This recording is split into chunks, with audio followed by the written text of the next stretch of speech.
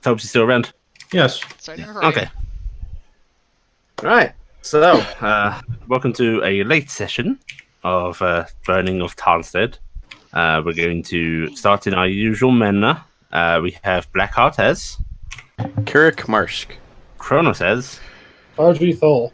Marcus as, Corvus Avalas. Sammy as. Penny, Kifton Frotgren. Very nice. I like it. I see where your mind's been. You cheating. Aw. Yeah. And Tobias as. Crow? Oh, wait. Cassiopeia Storm Shot. Not Storm God, Shot. Steel Shot! Man, one day you'll remember what your name is. One day. One day. And we have offline as Faldir Forgehammer, as Hatton is currently away.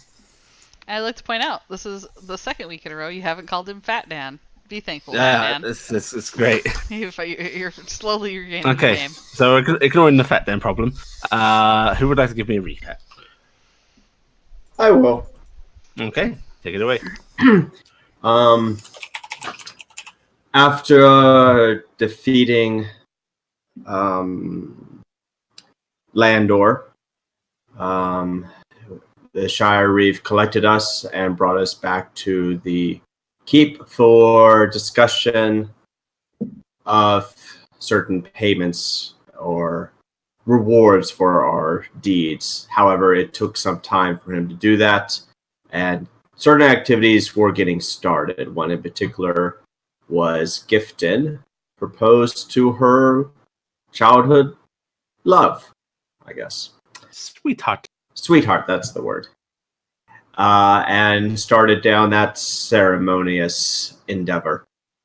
Though things took a more serious turn by the time we did arrive at the keep. We were rewarded 500 gold for our endeavors and were promoted to the next stage of class of adventurers, first class silver, which allowed us to carry our weapons and allow us to restock on some mundane provisions provided by the keep. Capet also requested that we come and see him after our discussions with the Shire Reeve. Lord Capet offered us an additional payment for saving his daughter and returning her safely to his estate during a time of the incursion of the Goliaths of a sum of 100 platinum pieces. He also offered us land that as a party we discussed, and we decided to pick an island off of the coast of Cinder. Very foolishly did we decide on this island, I might I'm still add. fucking amazed. He also promoted his status with us from being a retainer to now being a benefactor. As a note, you were never his retainer. That was a previous offer. That was a previous offer. That's correct. He advanced his offer because he believed that we would do good, and he wants to support that. Then the party decided there's some shit we all need to do, and we all did that. One thing, Gifton started organizing her wedding, getting rings made, getting a dress possibly made. Carrick went to go see his grandmother and mother, who lives in Wintercroft. Thaudia, he did temple stuff, didn't he? He went to Father Stone.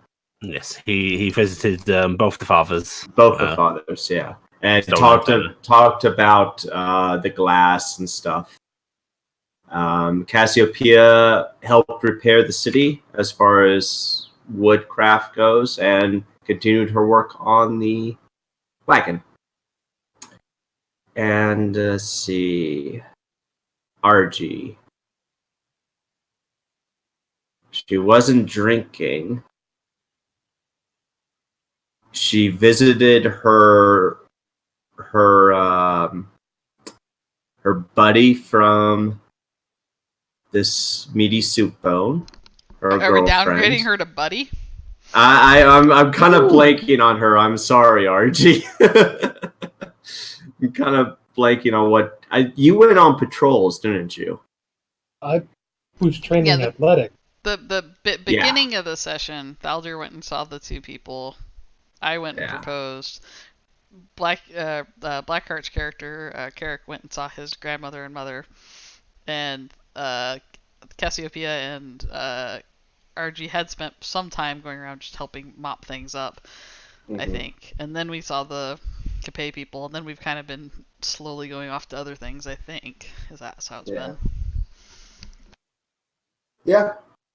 And I took up violin lessons. Or more or less, I just purchased one. You bought a viola and you're driving Elias crazy? I'm so gonna outplay him with my lyre. Yes. Okay. Are the rogues gonna fight with musical instruments? What the No, hell? because we don't have we didn't take proficiency banjo. Okay. It may have to be my next training. Oh, and Gifton got horses. Indeed. In Well, fact, I purchased a great many things. Oh, during my downtime. Yeah. Yes, Yes. there's a pile of things. Also, sorry. Yes. Oh, God, there's random. Take your inspiration. What was it, Blackheart? I learned that last week I can type because I have Gifton's tailoring and on my stuff. I didn't put any information besides that. I tailored. Oh, I'm going to be tailoring over the downtime. Like 3 outfits per person. A traveler's outfit, a common outfit, and a noble's outfit, or whatever fancy outfit for each person. That was the note that I put for you fixing it, so I had knife. Yes, spots I did. in my sleeves. I did knife slots for your sleeves, and we rolled that. I called it tailoring. Tailoring. Yeah, I added a Y in the middle of the word. Okay, so in this nebulous bubble of time that is this 2 months of downtime, we are going to address Cassiopeia and her repairs of the city. Cass, as I had detailed before, not only were you able to help out a lot, you actually started to be able to delegate and help them organize a bit better as well. Just noticing what needed to be done, so on and so forth. As you've gone about doing this, you've noticed a few things. Some businesses are worse for wear. Even with repairs, they need to restock or get things in that just simply can't be handled by some of the tradesmen in the city itself. Of another note is, the glass blowers aren't particularly busy. And you got a Fado with it's got the usual shutter windows, but it might be nice to get some glass in there, keep it a bit warmer. That's a possibility. Okay. You probably need to get some cushioning, but you could probably ask Gifton about that. Well, I was going into tailoring so I could do the upholstery. You could also get us a stove for the inside. But yeah, there are a few businesses that are a bit worse for wear. Okay, well, first thing Cass is going to do is, during one of the few moments of downtime, she's actually going to draw up plans for several just standard windows and a stained glass inset for the rear. Mm-hmm. And then she's going to go over to the glass blowers while she's out and about and find the person who's in charge and talk to him about having this stuff built. Okay. You go to the glass blowers, and there's a few folks working.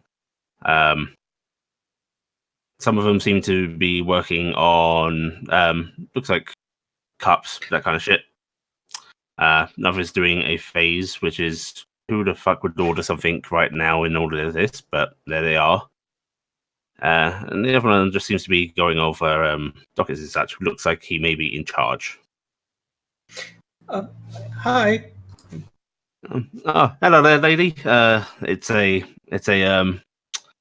half elven gentleman. It looks like you can see that slight point to the ears, but not quite to elven extent. He He's doesn't got, have white ears. He has pointy ears. but he's Black butter knife ears. What can I help you with? Well, she's tapping her fingers. I was wondering if I could get you to make some windows for me.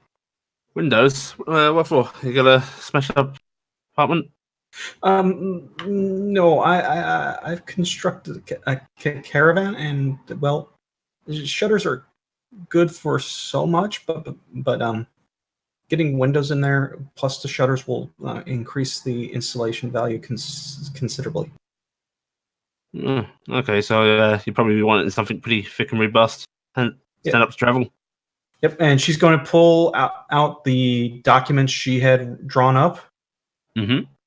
and it's all in. It's just in plain blueprint work. Does it have the measurements for the windows on it? Oh yeah. He comes over and you can see him pulling out what looks to be a little pair of basically eyeglasses. And he leans down, looks him over, and goes, "Yeah, we could get that done for you." Now there is one last one, and she pulls out the one for the stained glass window. This is for the rear of the caravan. It's a little more complex. He lets out a short whistle and looks it over. That is a little more complex. That'd take some time. Now, at what point in the period is this? I'll say this is within the first week or so. Okay. Well, we have time before we set out again. How much do you think it will be? Let's see. The simple windows. Let's say about 15 gold pieces. Each? No, for the set. Okay. This though. This is going to run you about 30 gold pieces just for this.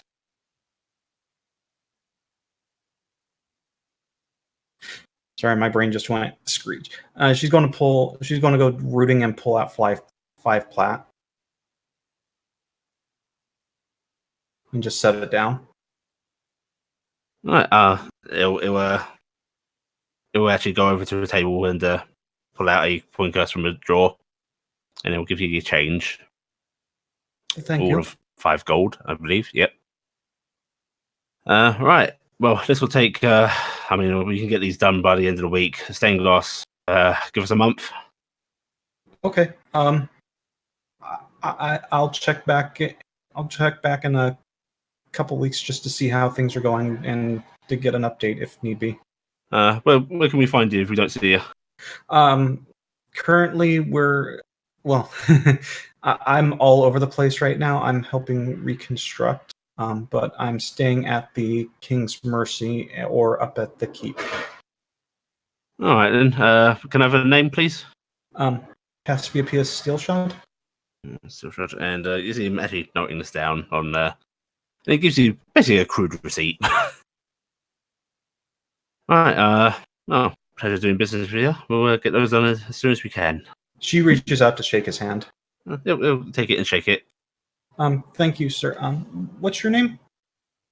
My name is, as he says, not typing a random thing in. Graham. Graham. Graham. Graham. Get Graham Price.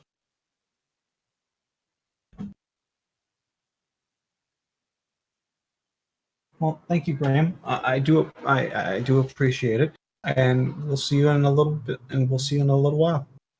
He gives you a nod and he sort of moves back to attend to his duties. And she waves and goes trotting off. Okay, that's one thing dealt with. Yes. Ironworks. Ironworks, you see. Okay. Yeah, there is. Well, not quite an ironworks. There is some minor forges around. Yeah, you can find your way over to one. What do you have any particulars about what kind of iron worker you'd be looking for? Are you a racist? Would you prefer a dwarf? Because there's a whoever is willing to build the stove. Okay. Oh, give me, because they are a little busy. Give me an investigation check first, please. Investigation. Dude. Okay. Yeah, you're able to ask around, and basically you inquire with people to see who's best qualified to do this. And you actually get directed to an elven metalsmith down near the docks. Okay. And they are called. Not that's noise. Do. They are killed. Flinnar Yanala. Flinar? Mm-hmm. Flinar what? Yanala. Inala? Yeah, I will type it in for you. Nala. Bam. I was close. I put the last name with an apostrophe in there as En. Basically, you're told that she's pretty good at her trade. She's not so much into a lot of the armor or weapon working that a lot of the smiths in town do to support the garrison. She's more your standard affair. She'll create bolts, strong levers, that kind of stuff, and she should be able to pull off what you want. All right. Caspia is going to head on over. Okay. As you approach, you can hear the ringing of metal. These various smithies are distanced a bit from each other, but within the same district, it fills the air. And you can see her workshop is open, the forge simmering, and she's currently sort of talking to someone that might be a customer or just a acquaintance. But Caspia will stand off to the side and just wait. Okay. She does notice you waiting, and she gives you a sort of nod of, I'll be with you in a second. Cassie does her little wave. And then you see her hug the fellow she's talking to, and he wanders off.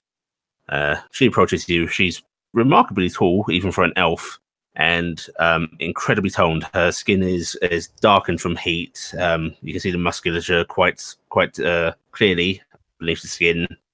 And her hair is cropped quite short as well. It's stark white, but not from age. It just seems to be a natural hair color. Hello. Hello there. What brings you to my workshop? Well, I've been looking for someone to make me something, and your name's come up quite a bit, so... That's nice to hear. What is it you're after? Caspia starts rooting through her bag and starts pulling out floor plans for the Vargo. I'm not a particularly good wagon builder, I have to say. Oh no, it's already built. This is so you know the area you're working with. And does she have a little counter? She has a workbench that seems to be currently littered with tools. But she does wave over, and she just sort of pushes stuff aside. Doesn't seem she particularly cares for the organization. And Cass is going to set down the floor plan, and then she's going to start pulling out other paperwork and just. I constructed a caravan, Vargo, as people are calling it, and well, it's going to need a heating element and cooking element inside of it, and so I need someone to make a stove. Oh, stove. Let's see. And she actually starts to look over the measurements and goes, "Well, we could make you a decent little sized thing. It doesn't have to be big at all. It just needs to be able to hold at least a pot or two. Okay, so you do want it to be for cooking as well as just heating, yes? Yeah. Let's see. What about water? Do you want it to be able to boil water? I could fit a tank to it pretty easily.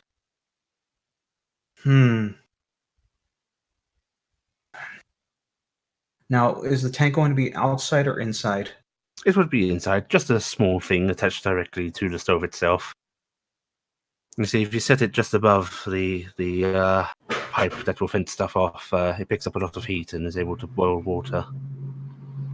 Okay. A little tap onto it, and suddenly you have access to nice hot water. Do you know how much weight that would add? Not a lot. This would be quite light compared to the rest of the unit, at least.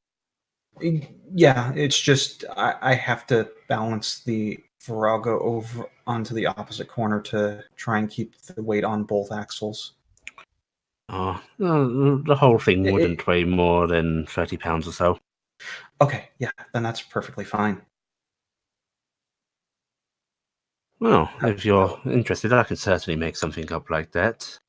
I am very interested. Well then, you understand, there's a little bit of a shortage of materials in the city right now, so unfortunately prices are a little higher than normal. Beep beep. Okay. Oh, Sam doesn't have firewood. Okay. Let's see. I could do the work for 60 gold pieces. Okay. And Cassiopeia is going to start pulling out. Give me an insight check.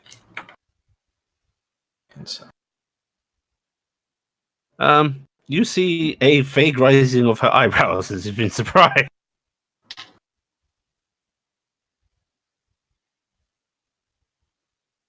Ever so slightly. Cass is actually going to look at her and go, "Were you expecting me to haggle with you?" Frankly, yes. Well, that's quite nice not to have a customer that haggles. Cass is actually going to turn and wave at this town.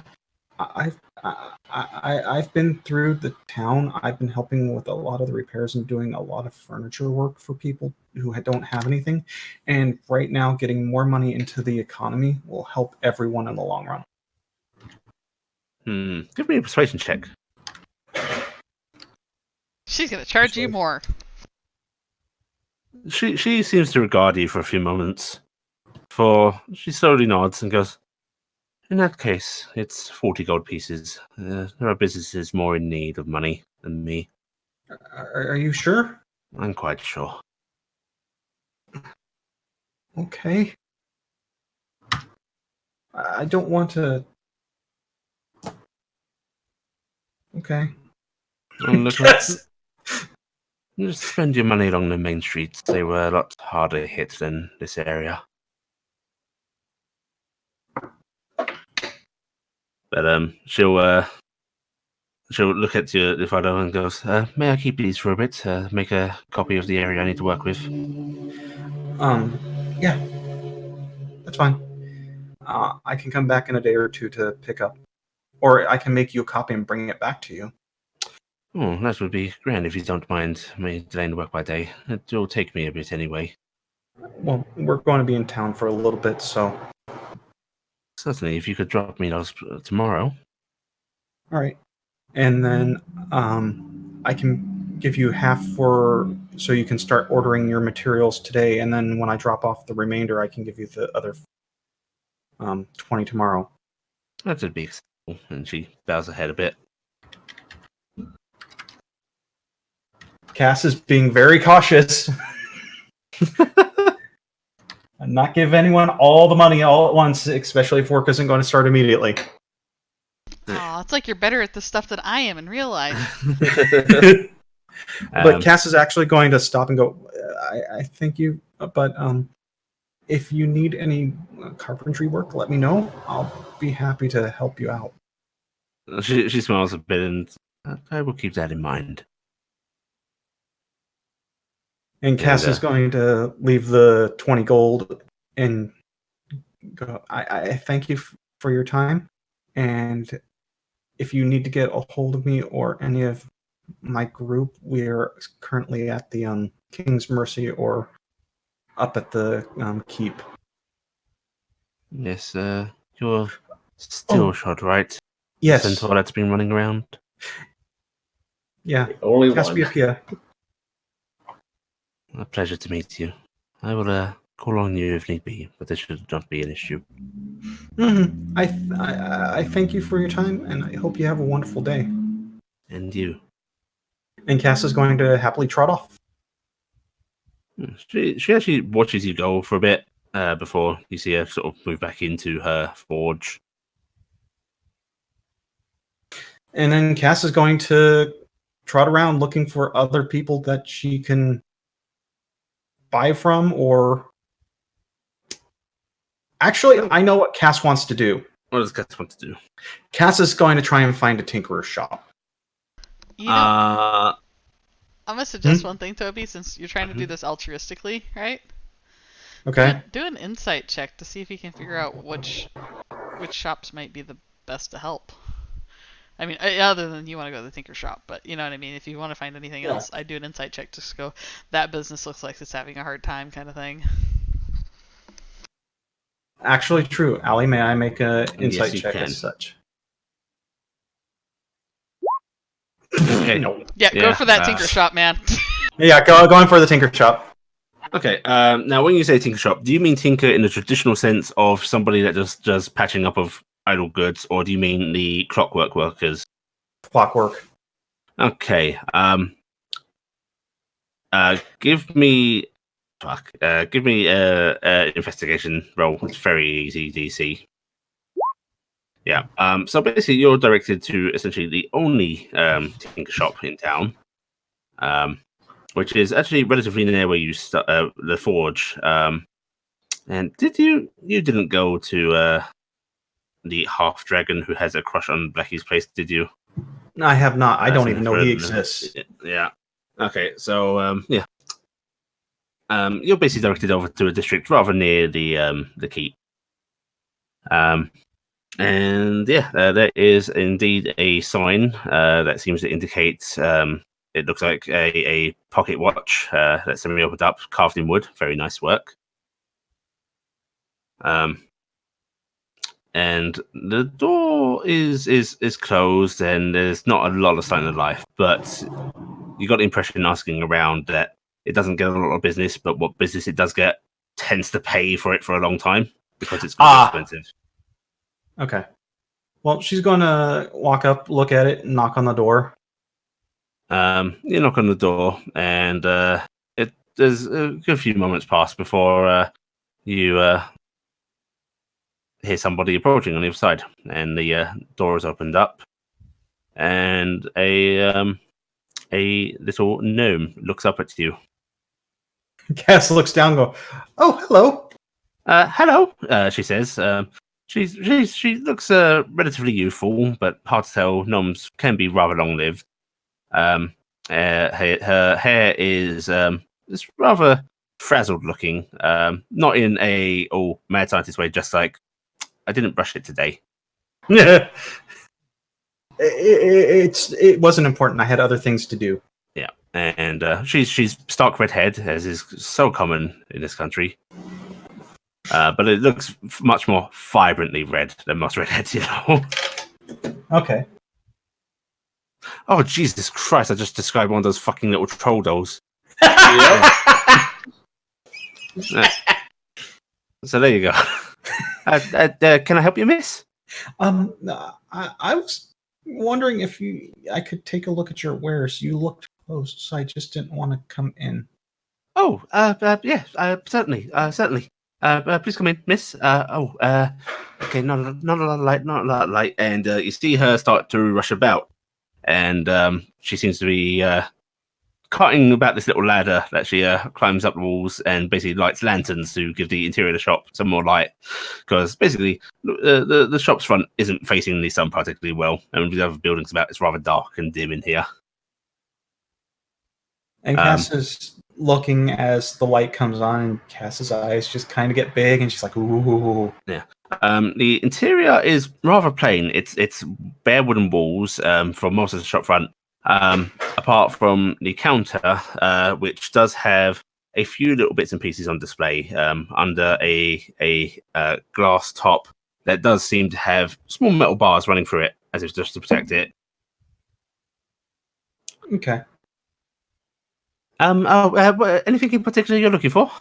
Well, funny thing is it was a random thought that kind of ran across my mind, and well, I recently constructed a caravan, and I'm having extra work done to it, and I realized something interesting that I don't see a lot around, but I remember us having a piece like this in at home long ago. And clock.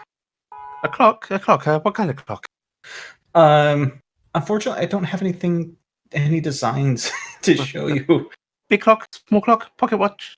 Little clock that can be affixed to a wall. Oh, that can take yes. a little bit of jostling because it's going to be inside a caravan that's going to be on the road. Oh, bit of jostling. Okay, so robust mechanisms. Little tricky, fine work. Do you want one that goes cuckoo, cuckoo, or just tick, tick? Since the interior is going to be lived in, a little bit quieter, the better. Quiet clock. Yes. 1 second. And don't steal anything. And she actually fixes you with a very firm look before she runs into the back room. And then you just hear crash, scrape, bang of stuff being rummaged through, walks around, and eventually she comes out carrying a wooden box that she reaches up and pushes up to set on top of the countertop before she goes and gets her little steps and brings those over and then climbs up herself. Okay, clock. Yes, this is a bit of an older work, but it still works just fine. And she unlatches this box and opens it up. And there is a rather nicely made clock in there. It's got simple wooden carvings on it, but enough to give it a nice curve and shape. And there is a clock face on it. And Not currently ticking. Cass is actually looking at she glances at the clock face, and she knows absolutely nothing about tinkering, but she's actually inspecting the woodwork. Mm-hmm. How is it? Good woodwork, or is it the clock is the more important part? The clock is definitely the more important part here. Compared to your work and such, this is fairly novice, but you think maybe enough for most people. Yeah. But it's not terrible. It doesn't ruin the look of the clock. It's just not particularly advanced. Okay. That sort of thing, yes. Yeah. Okay. The cheaper model, old, like I said, should hold up to travel. That's simple 700 gold pieces. How much did she say? 700.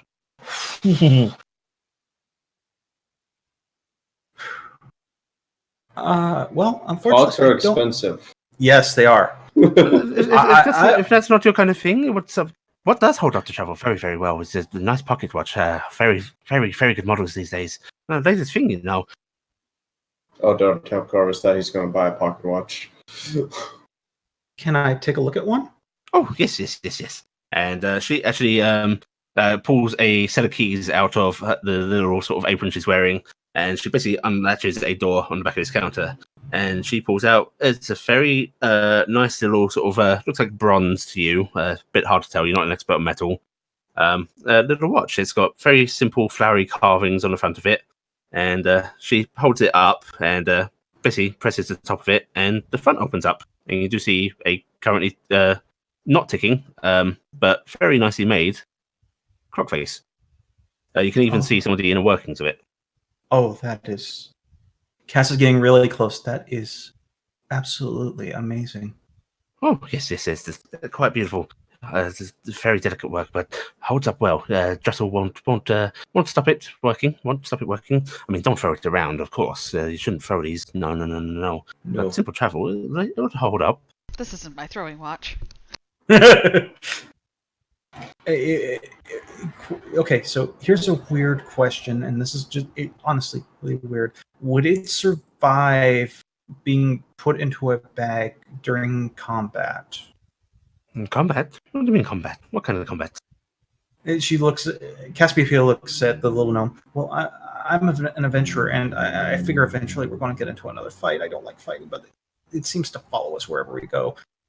And I would be protecting this thing, but it might take a very hard jostle every now and then. Jostle shouldn't be too bad. I mean, don't fall off cliff. That'll probably be bad for it. If you get stabbed, No. watch will be fine. Don't get stabbed through the watch. Watch won't survive that. Don't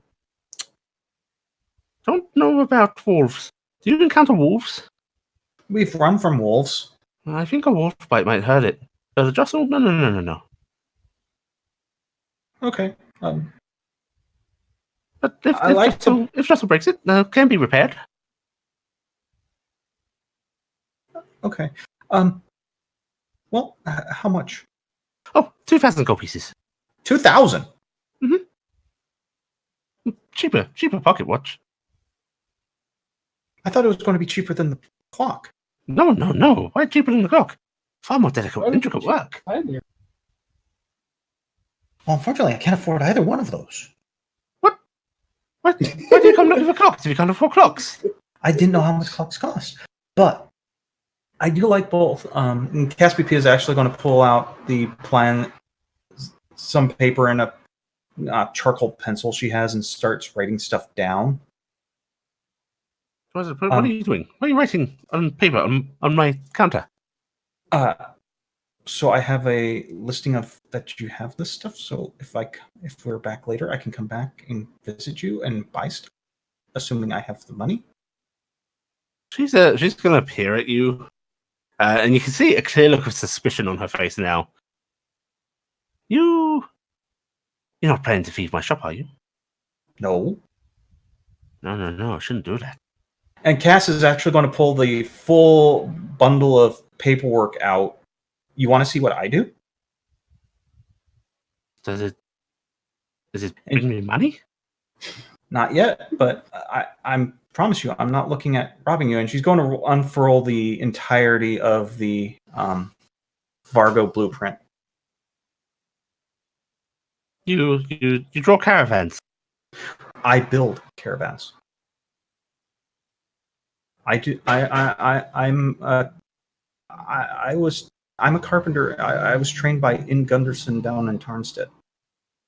Carpenter. What does a carpenter want with a watch? You don't need to tell the time. You just need to work. Work the wood. Well, I love this gnome. I do too. But telling time is always a good thing, especially when you're doing a long travel. You have some for that. So not buying anything? Unfortunately, I don't have enough. She points over at the clock. I'm about 200 short for that. 200. That's a lot of gold. It is. That's why I'm writing down your prices that way. And she rolls up the caravan blueprints. That way, when I have more money, I can come back and possibly purchase it because it would actually go quite well in the caravan. Oh, yes, it would. Spending money here is a very good thing. So, yes, go. Earn more money. Well, I thank you for your time. I do appreciate it. Time. And she hops down from the counter. After basically setting the bigger clock back in its case, and she puts the pocket watch away. And then you see her reaching up, trying to pull the bigger clock case off the counter again. Okay, yes. Time is money, as they say. Goodbye. Sorry. You have a good day. Yes. Good day. And she basically she- takes the case back into the back room. And Cass is going to leave and make sure she doesn't have anything of the gnomes. Okay, yep. You pat yourself over, and you have nothing of the gnomes. Okay. And I'll close the door behind me, and it's just 700. That's got a lot of gold. But now I see why she doesn't need much business. I've got my heart set on eventually getting a music box, but I'm expecting it to be a few thousand gold. Pricey. Oh yeah, when she started pulling out the pocket watch, I thought it was going to be cheaper, and it's just like a 2,000. music box will definitely be cheaper than the watches because the mechanism has to be less precise. Yeah. And you can also be a little bit simpler on the design. They can just be the little crank ones. Which I might still go look, but we'll see. Oh, I forgot to get her name. I'm actually going... Does the store have its name written on it? Nope, there is no name on the store. Just this this wooden carving of a watch. It is the only clockwork tinker in town. That's what they have going for them. I wonder how many times she's been robbed. As Cass walks away.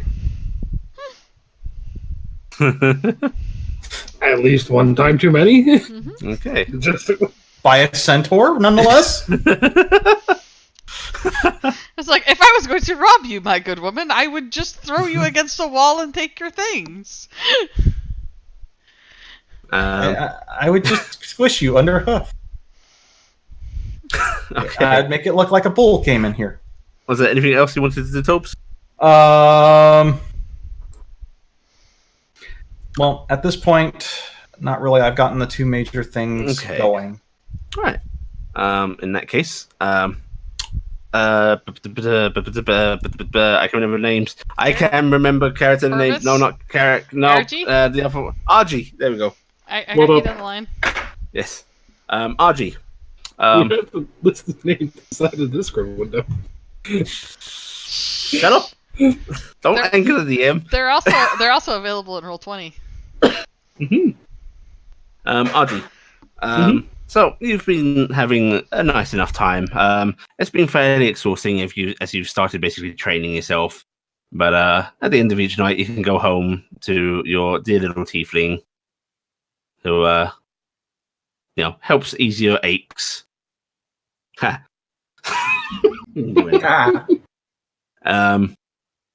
She gives you a different kind of exercise every night. Yeah. But she's got her own business. She does seem she has taken on the offer to start working at the King's Mercy. This is about a sort of month in or so. And the King's Mercy does seem to be picking up in business enough so that he needs a server. It's one of the least ravaged inns in the town, and with its noble attention and such, it's taking off.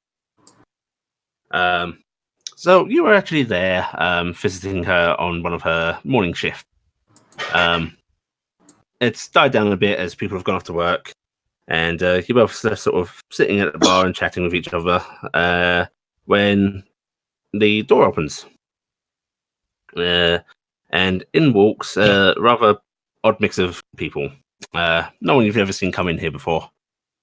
There seems to be a male human in chainmail, sword of shield. He's blonde, in his 20s, and he has a scar running from nose across his cheek down to the sort of near his neck, just going across. Following him seems to be a gnome, you'd guess, but they seem to be trying to stay behind the human out of sight. Dark leathers, wearing an eye patch. Looks very wiry, very rough. Following that, there's a male dwarf. You can tell it's a dwarf simply by the stockiness and thick brown beard, which seems to have... it's somewhat matted. It's not well kept. He's wearing very simple commoner's clothes, drab browns, but he does have a green cowl pulled up over his head, almost obscuring his eyes. And then finally, following them, is looks like to be an elven woman. She's got long white hair. She's wearing not quite a dress, but it's a sort of melding of robe and dress. Nice robes at top that sort of split down at the bottom. They sort of split shoulder, side, leg, that kind of look. And very pale skin. And they all walk in and they take a table up in the corner. Or just kind of looks at Marissa and goes, I guess I should let you get to it, huh? Yes, sorry. And she leans forward and gives you a peck on the cheek before she wanders over them. And you can see her starting to ask what they want. The human seems to be responding for most of the people at the table. And you just hear him say, and we've got another coming in a moment. Larger, stronger sail, please. And Marissa, it's Marissa, isn't it? Yes, that's your girl. Yep. Pretty sure. Yes, I remember names. Oh, it's fine. She nods and she comes back over to the bar and she starts to basically pull their drinks out. And then that mentioned companion enters as well. It's a very large figure, incredibly well muscled, wearing very, very tight robes that barely seem to fit.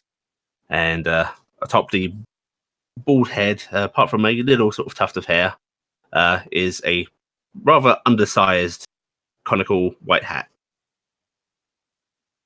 And this moustache figure seems to be looking around the inn, and then you can see these small eyes sort of widening a bit at the side of you.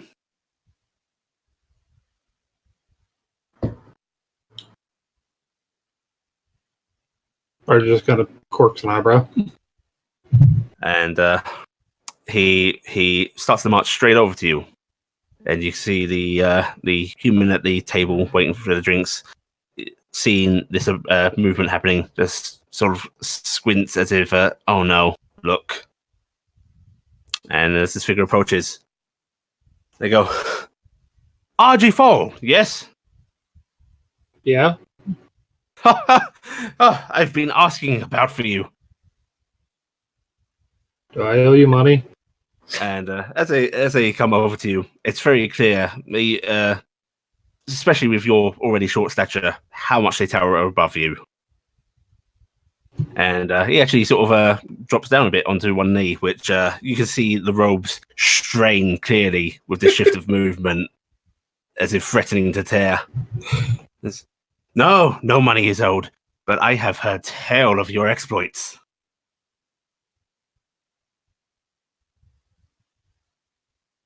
Which ones? Oh, your fight against the Goliaths in the city.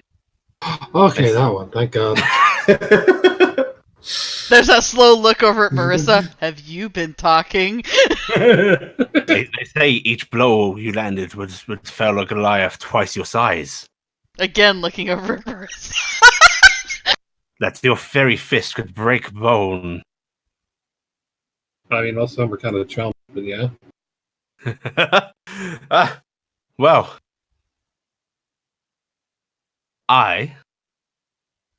second, Addie says, delicately interrupting her moment. As you have she to opens remember up, the name of the guy. as I have to find my fucking notes. Addie's not very organized this week. I do apologize. That's okay. You're doing fine. Oh wait, that's a character sheet. Oh, shit. Oh, goodies. I got a character sheet. That means you should punch him now before anything happens. My friends call me Louis. Would that be King? Luis. And my enemies call me Louis the Wall. I see. Louis I- the Wall. Most of my friends call me RG, and most of my enemies don't really get a chance to really say anything because you hit them. Or the centaur runs them over, or they get their arrowed, or Oh yes, I have had feats of your companions. beamed with a hammer. It's you that interests me. And he actually sort of reaches out as if to take your hand, and you can see sort of Marissa peering at this. RG offers her hand. And you can feel him feeling over your hand and go, oh, so delicate, and yet they say you have such power.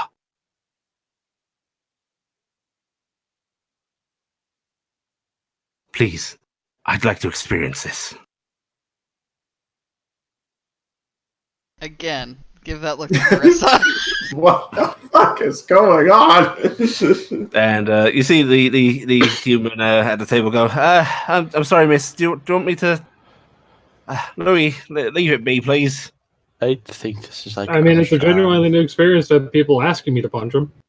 I think this is like Armstrong from Full Metal. Yes, Yeah. I'm very much getting that vibe. Here is Bam. Bam. You're not wrong. Well, let's just take a long moment to appreciate this image that's been brought to us. Look at roll 20 if you're not. Oh my goodness. I am once in a while good at what I figure it. Yeah, the human at the table says that, and you see this robed figure glance over at him, goes, I will not trouble her much. I just a small bout, if you'd please. RG just kind of looks over Missile, like, got a up, down. Now that it seems to be about fighting and not him trying to seduce you, she just sort of shrugs. I just sure, just not in here. Oh, of course, of course. Any particular Yeah. locale you would enjoy this fight in, or out on the street? I don't mind. I mean, the street would work. I just don't want to trash this place a second, like the same amount of days. Oh, I would not dream of it, but certainly outside is fine. And he stands up and he sort of he keeps hold of your hand as if to help you up from the stool. I just kind of plunks down. Yeah. It being much more evident that how much shorter she is. And he sort of gestures towards the door dramatically. After you, miss. RG walks out the door, and there's probably a call from Marissa just as she's like, wait, again? Yes. And you hear a sort of exacerbated sigh coming up from the table as the dwarf goes, oh my god. And then somewhere in the distance, you just hear the music, and they were kung fu fighting. How the hell They did were you know what I fast was as playing? lightning. And we are going to reuse a map because Ali is a great DM who's very prepared for things. Is it going to be the slanted street? It's not going to be the Slanted Street. It's going to be Manticore Town. Oh, that works. Not that a map is particularly important, but, you know, initiative tokens, it helps. Move players to here. Chips. And as he follows you out, he looks down, up and down the street, and then cups his hands to his mouth and goes, "If you'd all please stand aside, please feel free to watch this little bout. It's all in good fun, I assure you." And he looks up and down the street again, and you see a few figures sort of standing, moving out from his immediate vicinity, but not entirely sure what he means by stand aside. I like to think that you just come out and crack your neck. I mean, that's basically what she's doing. She's walking, just cracking her neck, cracking her knuckles, and that. And he's like, shall we start beside each other or distance? I hope you shall we don't all? mind fighting a wizard such as myself. Oh, he's a muscle wizard. Yeah. He casts I'm punch. just RG Carson goes, any particular rules? Oh, well, obviously, not trying to really hurt each other, but I don't mind a bit of a bruise. No death. RG just looks and goes, okay, so, and she just pulls up the knuckle axes, tosses them off the side, pulls the lasher tang off, tosses it off to the side. I love the fact that you used the flower ring for him. Oh, that's delightful. And out of respect, I won't use offensive spells, yes? Sounds good. Yes, certainly. Wouldn't want to burn you. Okay, I mean, I've had that. Have fun. oh. So, what would you like? Certain pacing from each other? I hear you move with great speed. But where we are, work. She just continues Right. to stretch. Certainly. And you see him sort of moving his own body, sort of starting to limber up, and he actually starts to jog on the spot a little bit, and you see those ropes creaking.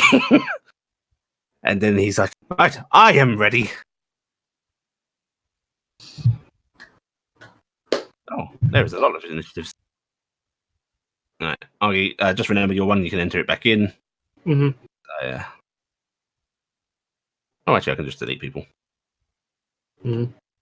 Oh, you Well- already have it. Oh, wow. There we There's go. only one initiative in there. It's because Yep. if there's I'll anybody else check on to there, see we other can't see things. it. Yeah, Mhm. I was seeing things, and then I will roll my dear Louise initiative. Ooh. Ooh. Okay, and we will order this. And he shouts, "Let us begin!" She assumes a stance. Right. And immediately, what he does is he just starts to walk towards you. 2, 3, 6. And he just stands there with his fist up, as if ready.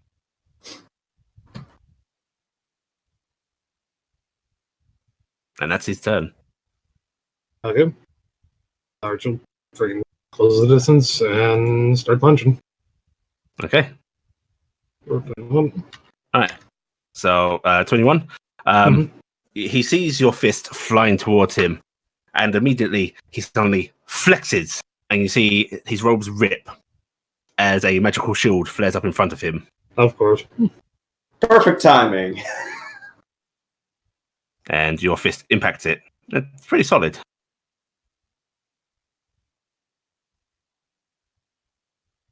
Okay, and my second hit. That's not a hit. Yeah. That one, he just sort of moves to the side a bit, not even using the shield.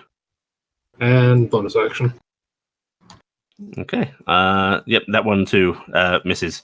Mhm. But you can see each impact makes his shield shimmer, and you can see a sort of gleam of delight in his eyes as if he's getting feedback from that. Oh, good hits! Good hits! All right. Is that your turn, Archie? Yep. Okay. And then he basically just pulls his arm back and jabs forward. 9. I mean, they're both misses either way. So. And it sails just smoothly past your head. Kind of calmly leans her head out of the way. Nimble! And that's all he does. Jay Shooks is like, to be fair, you went wide with that one. Oh, you wound me. But you can see a smile on his face as he says that. She catches off again. That's fucking terrible. That one just... Just, that second one just impacts his chest, and you can feel it's like punching a wall. is that one actually a hit, though, or is it just... Nope. That hits his barbarian AC. Wait, it ties the number? No, just one below. Okay. Enough to be on the con modifier. That one, however, hits. Okay. So, bring the key. Very nice. Okay, he will make his con save. 13. Oh, very nice. So your fist comes up, and you actually manage to catch him on his chin. And you can see his eyes widen for a bit, and he sways. And he's unable to act on his turn. My turn again? Yep. Punch, that's a miss. Yep. It's again like Ooh. punching a brick wall. But then you Ooh. feel yourself get a solid hit in on his stomach. Oh, very nice. Okay. And activating for your blows. And another solid hit following straight up. Oh! And Whoa, RG! taking this opportunity where he's stunned, you land a flurry of blows, just jostling and shaking his body about. It's like 36 points of damage, right? Yeah. That seems to wind him briefly, but it does shake him from his stupor. And you see him just turn his head aside, a little bit of blood onto the pavement, and then gives you another grin as he too tries to follow up with a punch of his own. I will note Yes. that wasn't actually the end of my turn. Oh, it wasn't? Fucking hell. No. Okay, what else are That you doing? was one hit in flurry. And I can also, on that last one, do that again. Okay, let me try and save that again. Okay, he saves that He one. saves it. Yep. And then I have my second attack because I hadn't used that yet. Okay, and that's a hit. And that again. Okay, let me hit that again. There it is, button. Ooh. Yeah, If I had a he way to saves. give him disadvantage, that'd be good. Yep. On the right Yep. side, or on the downside, he rolled a 20, but I think he has to roll versus your cloak. I forget. What? Is Oh, Archie for the your for the punch. your hit, Allie? You hit him. Oh, with the yes, 20. yes. It's you got your cloak on, right? Mm-hmm. Yep. So 15. Don't think meets your AC. Nope, 17's fine. Yep. So you smoothly dodge aside once more, and Jump up to you. for another punch. Miss. Yeah, that one misses. For another one. Another one. Miss. Jesus Christ. And toss my bonus attack. Another miss. Jesus. Yeah. It only me for one turn. It's just like, nah. He seems to have gotten used to your movements. You can see him starting to weave a little bit better with the way your blows are going. And he pulls his fist back again. And then lowers it. He goes, I don't think I can hit you. Well, it is one of the things that's nice about, being able to move out of the way. Oh, you move speedily yourself, but you seem to blur. It Tell might me. be this thing. Are you of the arcane arts? I'm not. I just have a friend who made me a really nice cloak. Oh, grand item. Where is this friend? I could take it meet her later. She's about this tall and RG mime, so gifted sight. Oh, the little fey creature. Mm-hmm. Oh, I'd love to meet her. But that's a fine item. Yes, my compatriots have also given me many fine items, but well, that was invigorating if painful, and humbling.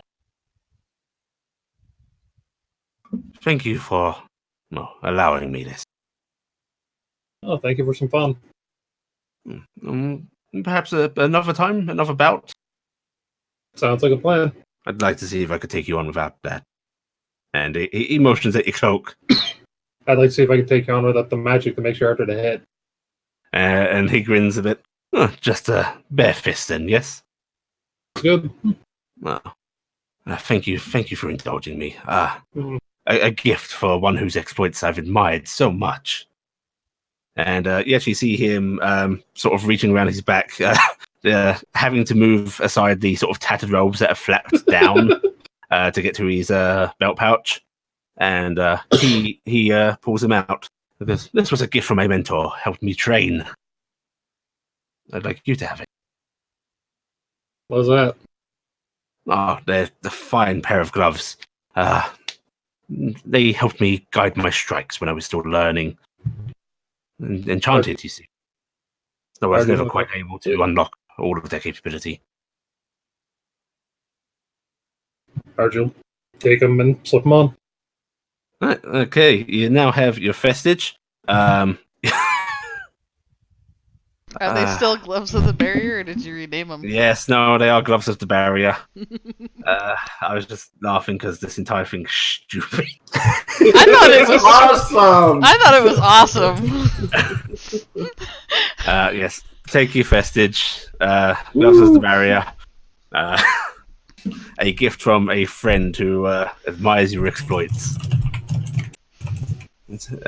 And you see him wiping a bit of blood from the side of his mouth, and then perhaps I can treat you to a drink. I've been trying to stay away from stuff. I spent about 70 years doing.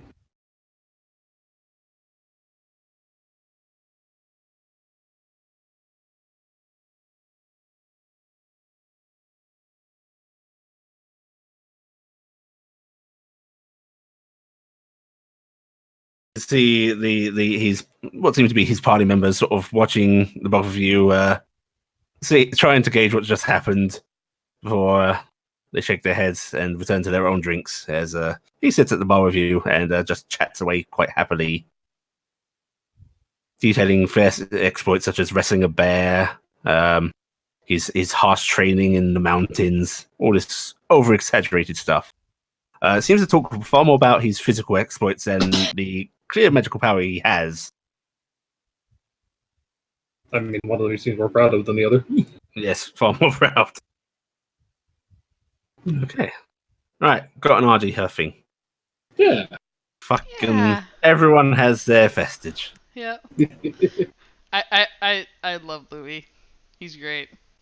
Yeah. Okay, Carrot, Yes. tell me, you've visited your mother and all this jazz. How would you actually like to be busying yourself beyond the downtime activities? Actually, now that we know about the stick and the map, Mm-hmm. in the second month, because worried about grandma and don't want to push her too hard, I'm going to pull out the scarf. Okay, you pull out the scarf. Because actually, I guess I will put this to the group. When we find out about the map, Kirk will mention that he thinks that may be close to his grandmother. Well, anyone, can he take it and check with her? By all means. Yes, I don't have a problem with that.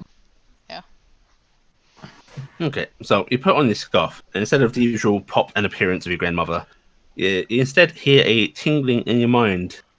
There's another visit, Carrick. Yeah.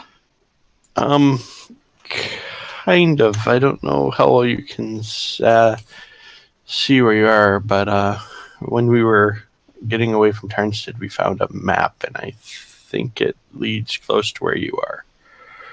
Where I am, and could you hold it up above your head, dear? I'm gonna make sure I'm doing this in my room, and Okay. so that's not completely obvious. Middle of the street. No, you're down. You're down in the bar with us, and all of a sudden you just start talking to yourself and holding the map up. Nobody would probably blink an eye in our group. Everybody else in the bar, in the tavern, would be like, "Oh God, what did he do? What happened? Did he finally lose it?" I'm gonna do whatever the triggers with the wand because I wasn't actually physically here. It's a simple interaction. Okay. And make sure she can. And the night falls silent for a moment. For that is very close to where I live. Where did you get this map? Out of character because memory of first games is kind of get a little fuzzy. That was. Did we find that on the mage? Okay, we found the mage, not the Goliath. We found it on the adventurers, not the Goliath. We found it on the body of an adventurer that we killed the Goliath that killed them. It's awfully troubling. I am deep within the mountain, as you see, and there are no physical entrances, but none that any adventurer should be able to reach. I don't know how they would have found out. Do you know if they were looking for a dragon? They were all dead when we found them, so I do not know. Out of character, now that we are adventurers and know a little bit, would I be able to possibly find out if they get any jobs to go into that region recently? Or is that something that really isn't something you can do? You could ask. It depends basically if they got the job from here or if they got it from elsewhere. I could check with the Shire Reeve here and see if they got a job here, but if it was outside of here, it'd be harder to find out. I could at least check. If you would please inquire, my dear.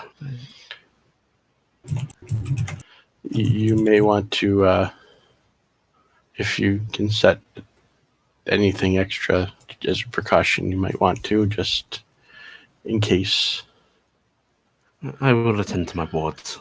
Okay. Thank you for telling me, Carrick. No problem. I will go talk to the Shire Reeve and find out what I can find out. I will talk to you soon. Be safe, my dear. He does the little kid way. Yeah. Wave your hand up in the sky. And your mind falls silent. Okay. He's gonna take the scarf off just 'cause he doesn't want to confuse Grandma by wearing it all day and her going, am I supposed to talk to him now?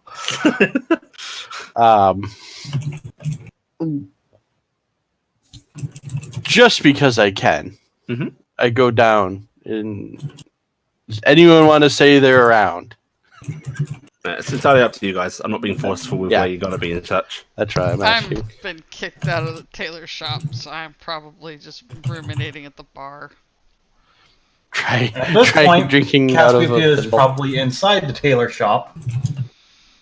Why would you be inside the tailor shop? Oh, that's right. You're learning tailoring. I got That's right. kicked out. I got finished with my leatherworking training and immediately couldn't go into the tailor shop, so I'm just bored. Anyone else that would be at? Archie Corvus. Bird taking that opportunity to introduce Gifton to her new friend.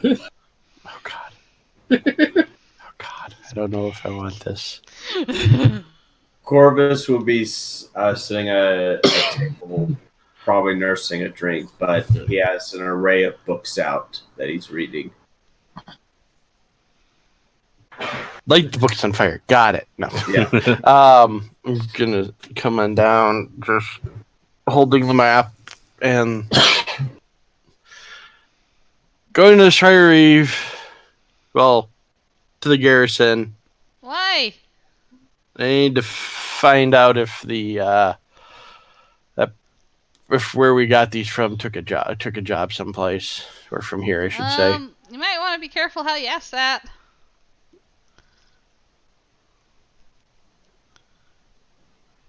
Shifty eyes. Well, I mean, that might belong to somebody that sent them out on the job, and they might want it back. Well, I wasn't planning on showing the map. We did report who was killed in that. Yeah, but Yes. we didn't say anything about their stuff. Yes, that's why I wasn't planning on putting it out. I was just showing Just bring someone the map. Alright. Puts it away. Just be Do mindful, you want anybody to I come with you? suppose. Are you scared of the Shire Reeve? I think the only one of us that's shared the Shire Reeve is Corvus. Shut up. I figure there's good reason for that. Yes. But if anyone wants to come, I don't know if anyone else has business over there. I'll come. I'll see the Shire Reeve. I like Shire Reeve. Faldir grunts non-committedly. Yeah. Baldir goes RG. back to drinking himself into a stupor over how Klopp got on the roof. RG struggling doesn't mean I'm not due to start running for another about half an hour, 45 minutes, so I can go. Okay. I'm going to gather those up. Totally Okay. teleport, because it would be amazing, but I'm never Yeah. going to have the ability. Can't do that, Dave. Okay, so lots of the heading up to the Shire Reeve with Carrick. You wander through the streets, and the city is still rebuilding, still getting stuff sorted, but there is a return to normalcy almost. People are going back to their work. There is sound of construction, but it starts to feel a bit more like when you first arrived.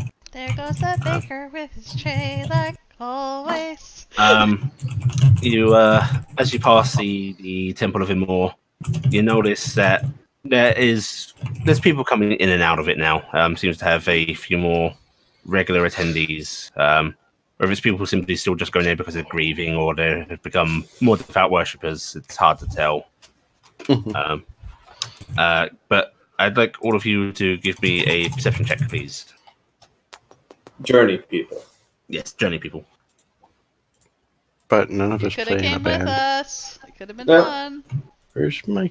I thought I put my character sheet on. I must have closed it for something. Okay, Why perception. did you close it, Blackie? Why I didn't you think I roll? popped it out and I popped it in to You roll. drop an item onto it Refresh. that I had missed. Refresh the game. It's not doing anything when I hit roll. Oh, yeah, your roll did not show up. Yeah, I just... try There's again. RGs in mine. Yeah, I'm trying again because I just refreshed because I think my thing died. There we go. Oh wait, why does it have a +4? Because you have guidance turned on still. Oh, I'll turn that off. So it's only On a the- 14. On the plus side, it's very obvious, so it's easy to, Yeah. know what the number Yeah. was. Yeah, it's 14. Okay, 14. Is 12 that and everybody? 15. I think so. I think it was just the three of us going. No, Okay. three. Right. Du-du-du-du-du. When you as you're going past Carrick, you're the only one that notices this. Okay. Just you get a little glimpse into the door, and you see a somewhat familiar figure in there talking to Father Stone. A figure you recognise from Tarnstead and the Keep, where she was previously very, very silent, not talking to anybody. Do you remember who she is? Lana Moore. As I'm reaching for my book, Sam steals. I don't even have to Yes. reach for the book. I'm not good with names. Yeah, you see Lana in there, apparently talking to the not Shy Reef, Father Stone. Shire suddenly teleports in for some reason, teleports out. We don't know why. I'm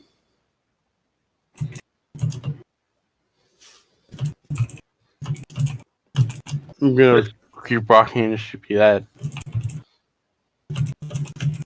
That was weird. What was weird, Carrick? So, Lana in Church for More. Oh, she suffered loss. We've all suffered Yes, loss. she was talking to Father Stone.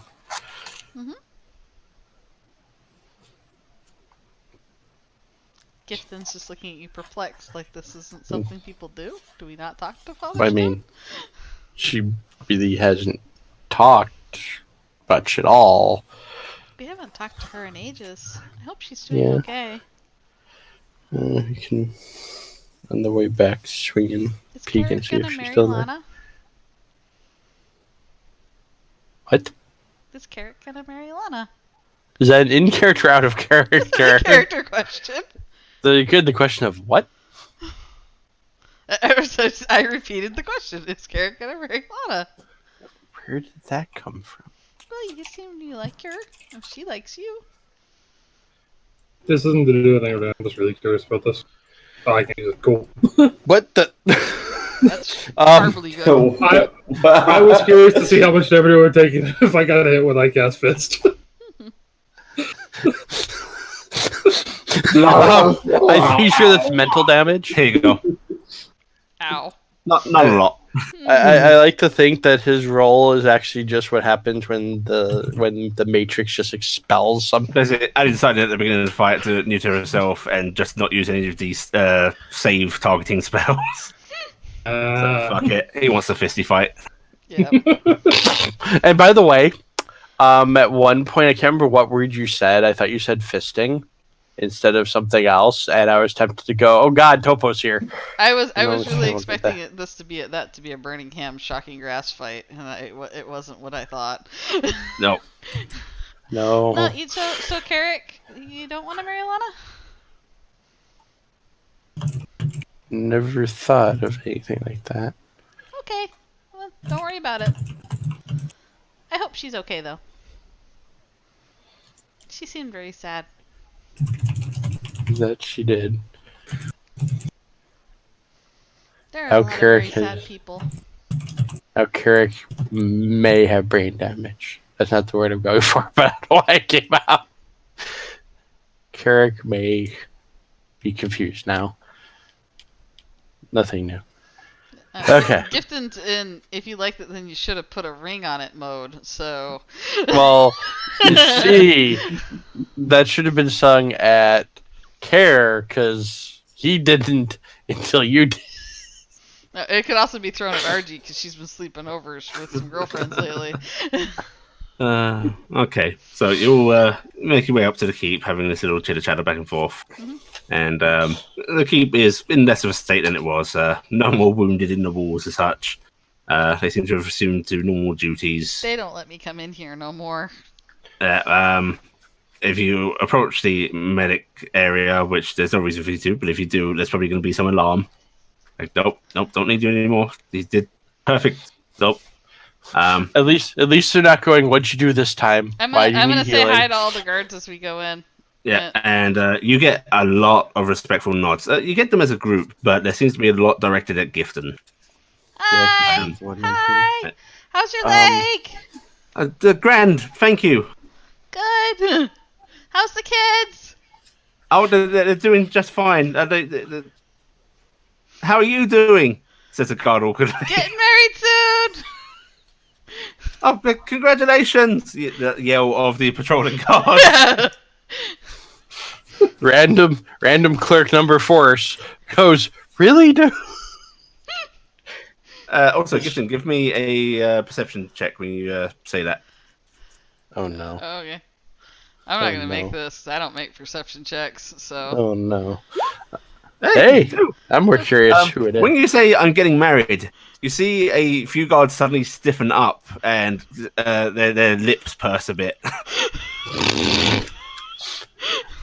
The whole garrison is gonna be coming out to the wedding to make sure you're marrying a proper boy. I don't understand this. I'm hoping it's an okay thing, or maybe they think it's funny. Gifton pouts the rest of the way. They're just going, who the hell? Well, I mean, they knew there was another brownie. There was a male Yeah, brownie. but I don't know. I don't think they know that Care stuck around. Yeah. Yeah. But at this point, you're familiar enough with the garrison to know where you have to go to do the proper procedure of trying to see somebody, which is whichever scribes of duty. Out of character, just curiosity. Yes. Are we Let's say silver at fortune this is point already, What'd you say? or are we silver rank by this point? Yes. Yeah. Okay. You would have had you. Oh yeah. At some point, you were pulled in to get your company registered properly, which I'm assuming you all decided on Tarnstead Trading Company somehow. Yeah, we all Yes. came to Yeah. Tarnstead Trading Yeah. Company. And yep, you got your silver rank marks And we pressed. gave Dingus his mark. Dingus got his honorary mark as well. It's actually done up as a little sort of little chain that goes around his neck. Nice. You know those wide plaques that go on certain animals. Yeah. Does anyone else have a feeling that Veldir has to keep knocking out the dings from him gnawing on it? Yes. He's not gnawing on it trying to eat it, but he's just so No. happy with it. Yeah, yeah.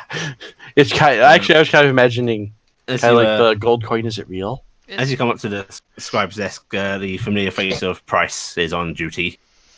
Hello. How are you hello. doing, Miss Price? Marvelous. How are you all? I'm getting Doing married. pretty good. Yes, Yes. I've heard. Congratulations.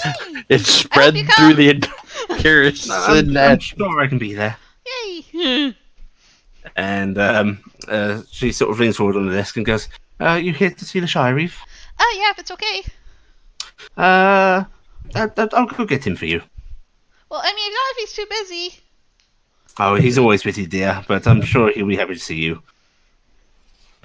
And she gets up and she actually wanders off, and you're left sort of just standing there awkwardly. Sam. Yeah. Because I'm not finding it. Did you have the name of the person? Which person? The mage, or Oh. whatever it was. You mean Marisk? No, the one that was the Yeah, adventurer that was yeah, killed. Oh, we had that in the notes Is it for in people who Big died. Notes? Okay. It 'Cause I should be don't in have the it in my notes. Tarnstead notes. There was Terrell Salin, 3rd Westforge, and Caravel, 2nd Colmgate. We don't know which one was which because no one kept Okay. track. Kara was the mage. Terrell was the well, not mage. It's at the top of the Tarnstead notes. Yeah, I see it. I see it. Yeah, I just didn't have. I couldn't find it in my personal notes. So I was suddenly going, "Wait a second." Nope, I That didn't was- keep track of it.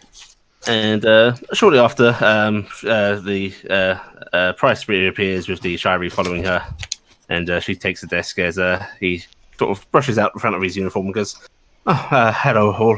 What can I do for you?" Oh, you look like you've gotten some rest finally. Yes, a few hours sleep at least. Gifton's He popping a says, salute because she's seen the people do it. "There's no need to do that." He doesn't really just. He Makes half raises his quiet. hand as if to return it, and then shakes his head. No need. Go ahead, Carrick. Sir, I have a question about the adventurers whose marks we brought back. Oh yes. Would you know if they had taken any jobs out in blah because my brain is completely forgetting what the name of the mountains were. Shit. I'm afraid not. Well, if it was taken from here, I'd certainly hear about it, or even one of the larger guard posts, I'd probably hear. Price, would you check, see if they were taking a job from here? And she nods and starts to leaf through stuff. We get names of all the adventurers that do take on work from us. I'm afraid if they took it from outside my jurisdiction, then we won't have it. I understand, sir. And she shuffles through a few things before shaking her head, and I can't find anything, sir. Well, no. Perhaps some further up north. Okay. Thank you, sir. It's also a possibility that they didn't actually take work from an official post. Could have taken it from one of the nobles or... Nobles, or frankly, anyone that can pay. Okay. Thank you, sir. Here's just some curiosity. Of course, it's no problem. Oh, one thing. When you head back, if you see your Adalas fellow, can you tell him to come see me? Absolutely. Sure. All the rest of us are like, sure, we don't mind. If anybody needs any of my help, let me know, because I would totally come. I know the medics don't want me in there anymore. Yes. Oh, Actually, I have yes. another question, sir. Is there any postings of any jobs out in those mountains? Price might be able to find out for you. Okay, I will check with her after. What were you gonna say, sir? I was just wanted to let you know the delegation from the Church of Tilan should be arriving today, and yes, that's going to be quite the event. And Horel's trial should be tomorrow. I wish I could invite you all, but Can I see closed Rick affair. tonight, then? Certainly, if you want. Thank you. Wait, is she still here? Yeah, I see Rick Bill almost every couple of days when they let me. I'm gonna come with you tonight. Are you sure? He makes when he talks, it makes people go ah as he covers your ears. Yes, we've had to inform the guards not to direct any questions that might be construed as being towards it. I may have picked up a little thing that I want to try in my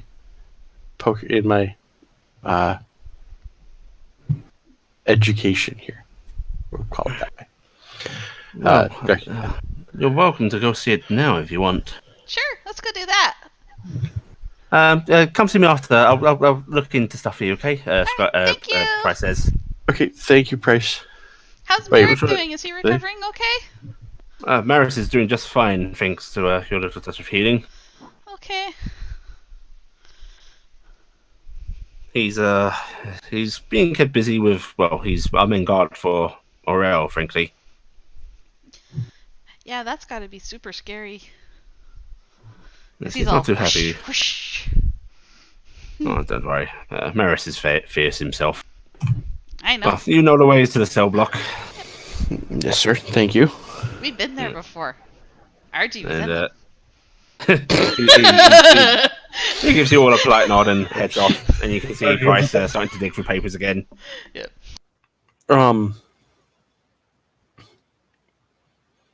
So Gifton, what did you say he was again, or she, or it? I don't know. Rick Beale, as far as they've told me, isn't actually female or male.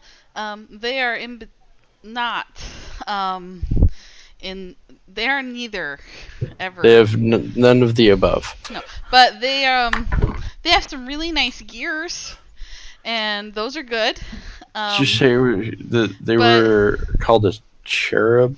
Yeah, they're cherubs. I've been reading about them in my books. Out of character to the GM, since I learned Celestial. Would it still be called celestial in this setting? Would they be a Enochian. celestial, or would they be something else? It's called a Nokian. A Nokian. Nice. This thing? Would this be an Enochian? You don't know. Okay, so it's not something that's like a standard thing. Okay, well, worth an attempt. Yeah.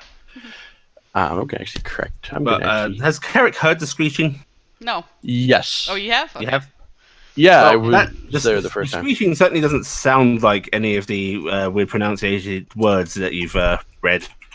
Okay, But, well, it's more of a see if it reacts differently to the language is my big plan right now. So If you fall over like Maris did, I'll heal you, okay?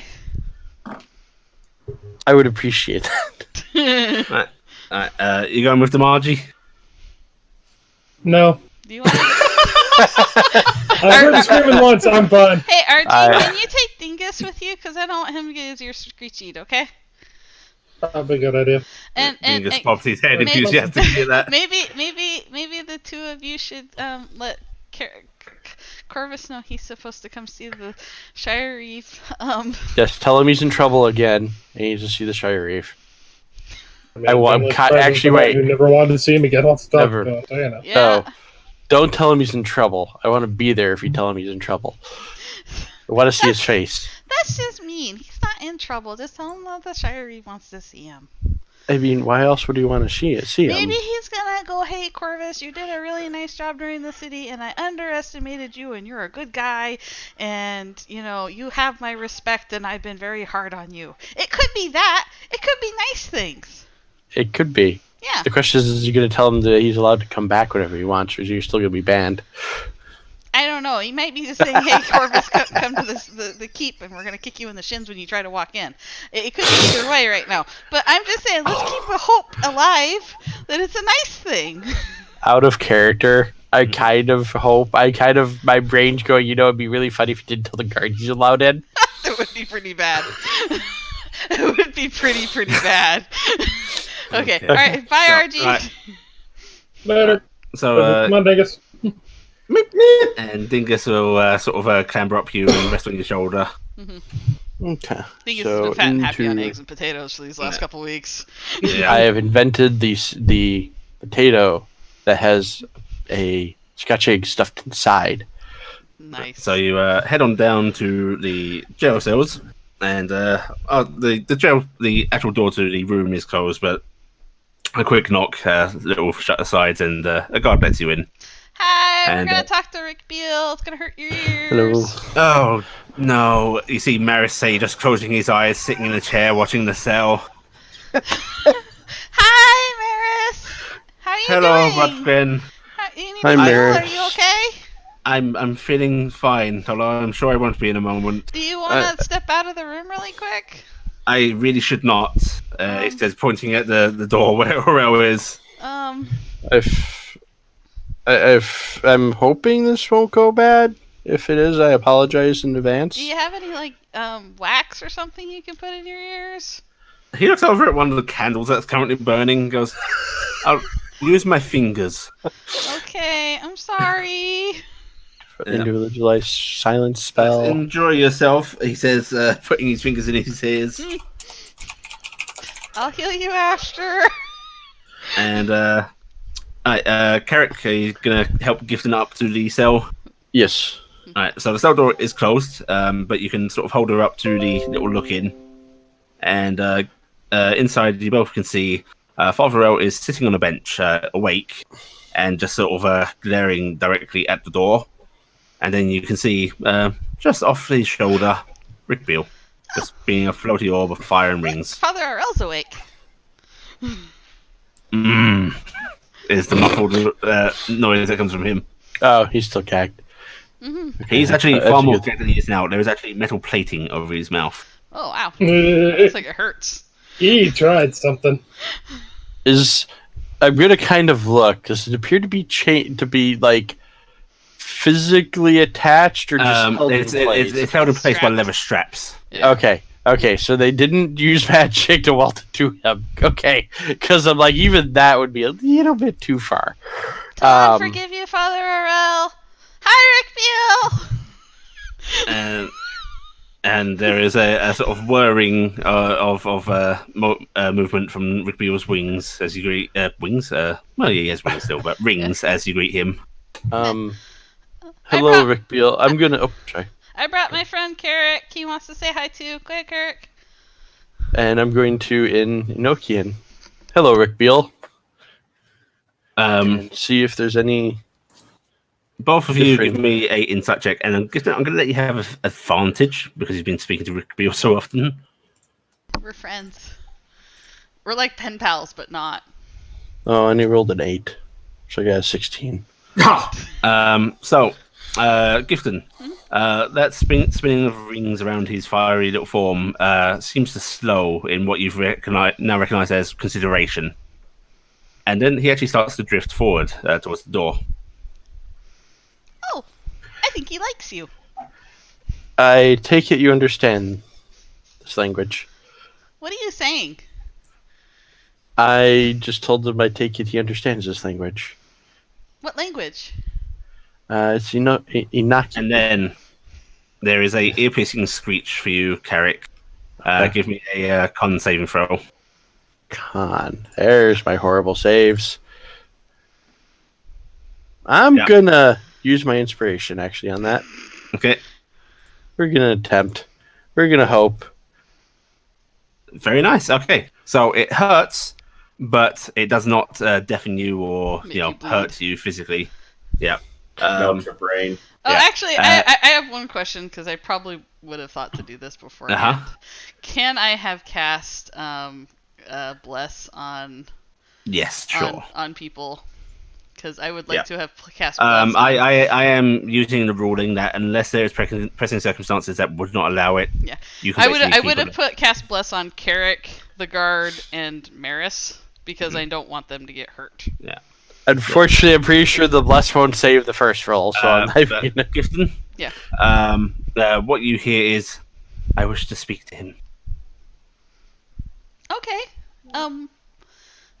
He wants to speak to you, Carrick. Did I hear him say that through the screeching, or no? You did not. And then the screeching continues, and Gifton, what you hear is, do I have permission to share, to enter? Carrick. Yes. Rick Beale wants to know if he has permission to share and enter.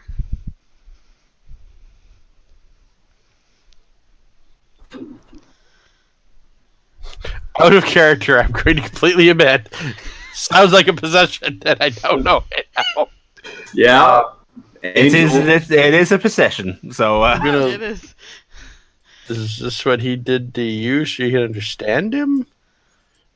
I'm going to look between Carrick, and I'm going to look between Rick Beale, and I'm going to make size motions, and go, that didn't come into me at all. I just could, but I don't know. He doesn't seem bad. They don't seem bad. Sorry, Rick Beale. I'm not good at... Sure. We'll. You seem to trust Rick Beale. I'll say yes. Actually, wait. I need to translate for you. Too late. Yeah, right. I can say it myself. Yes. So I don't need to have you translate is what I meant. The moment the word yes leaves Carrick's mouth, Rick Beale suddenly glows, almost blindingly bright. And we just killed everybody. And Carrick, you feel a heat wash over you briefly. And then Gifton, being held by Carrick still, Carrick looks down at you, and you see him working his mouth, as if testing its flexing. Carrick, are you okay? Carrick is fine. Gifton looks completely perplexed. This is where it gets funny. I don't know where Rick Beale went. You know his 10 languages to have fun with. I am Rick Beale. No, you're Carrick. Now I am going. And Rick Beale looks down at you through Carrick's eyes and goes, Carrick will return now, but I will be speaking to him. Okay. And Carrick, you're back in control of your body. Don't know what just happened. You know Rick our Beale's... words you hear in your head. Yes, I recently found a book that helped me. And so, Gifton, character said, "You know our words," and then he just said, "Yes, I recently just read a book that Oh, helped me." great! This is gonna have all kinds of fun times. I'm just gonna class that slow look over at Maris, who's got his ears covered, and I'm like, huh. Maris can clearly still hear what's going on Yes. because his fingers are just sort of pressed against his ears, and he's just looking like, "What the fuck?" So, I'm just is doing Rick this- Beal still there? You know by the how way, people like Nope, put their you do hands not see up his form. and do that shoulder thing of I don't know. Do you seek knowledge? I do seek knowledge. You can offer knowledge. Exactly what I need. More proficiencies. Sorry. What kind of knowledge? All kinds. We can grant you knowledge of power, history, heaven, the hell. Tell you people think, people want. We can tell you about yourself, things you do not know. Who are we? A master, and all that serve him. A master and an apprentice. There can only be two. Great. There's warlock shit involved here. Out of character. Not in character comment there. Since we have no idea what the hell he is. What's his name? Orel. In character, we don't know. In fact, I'm actually kind of glancing over at Arel during this.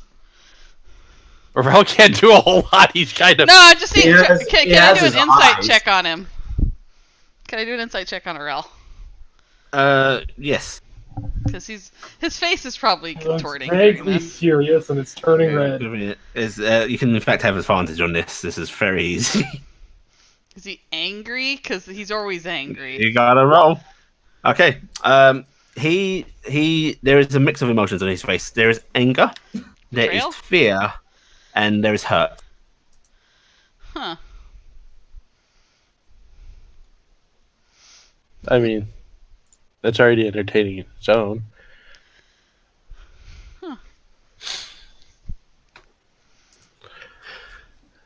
Out of character, does Aurel know of Rick Beal? Yeah. Yeah. I mean, Yeah. I would fucking hope so. It's just probably familiar. his familiar. Well, I wasn't sure if he was a secret to Aurel, but yeah, I must have missed that. I do not know.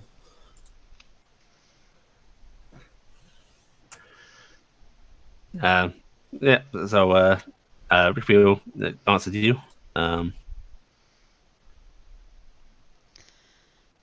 seems to be awaiting more from you.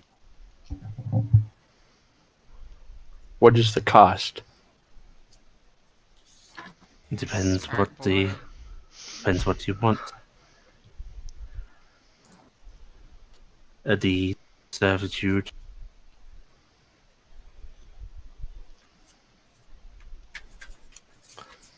What was Orel's cost? There is silence in your mind for a few moments, and I need you to make me a persuasion check. Oh, he is a persuasion monkey.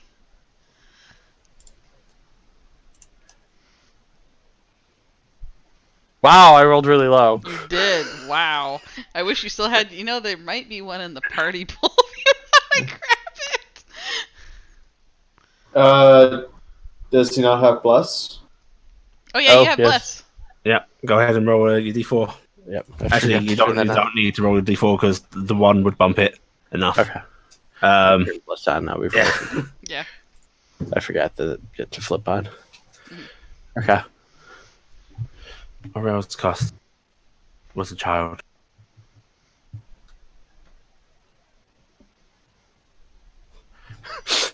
Carrick, it's big eyes at Ominous. that. Because that could be many things. He had to eat. He had to give up a child. He had to kill a child. There's lots of things there.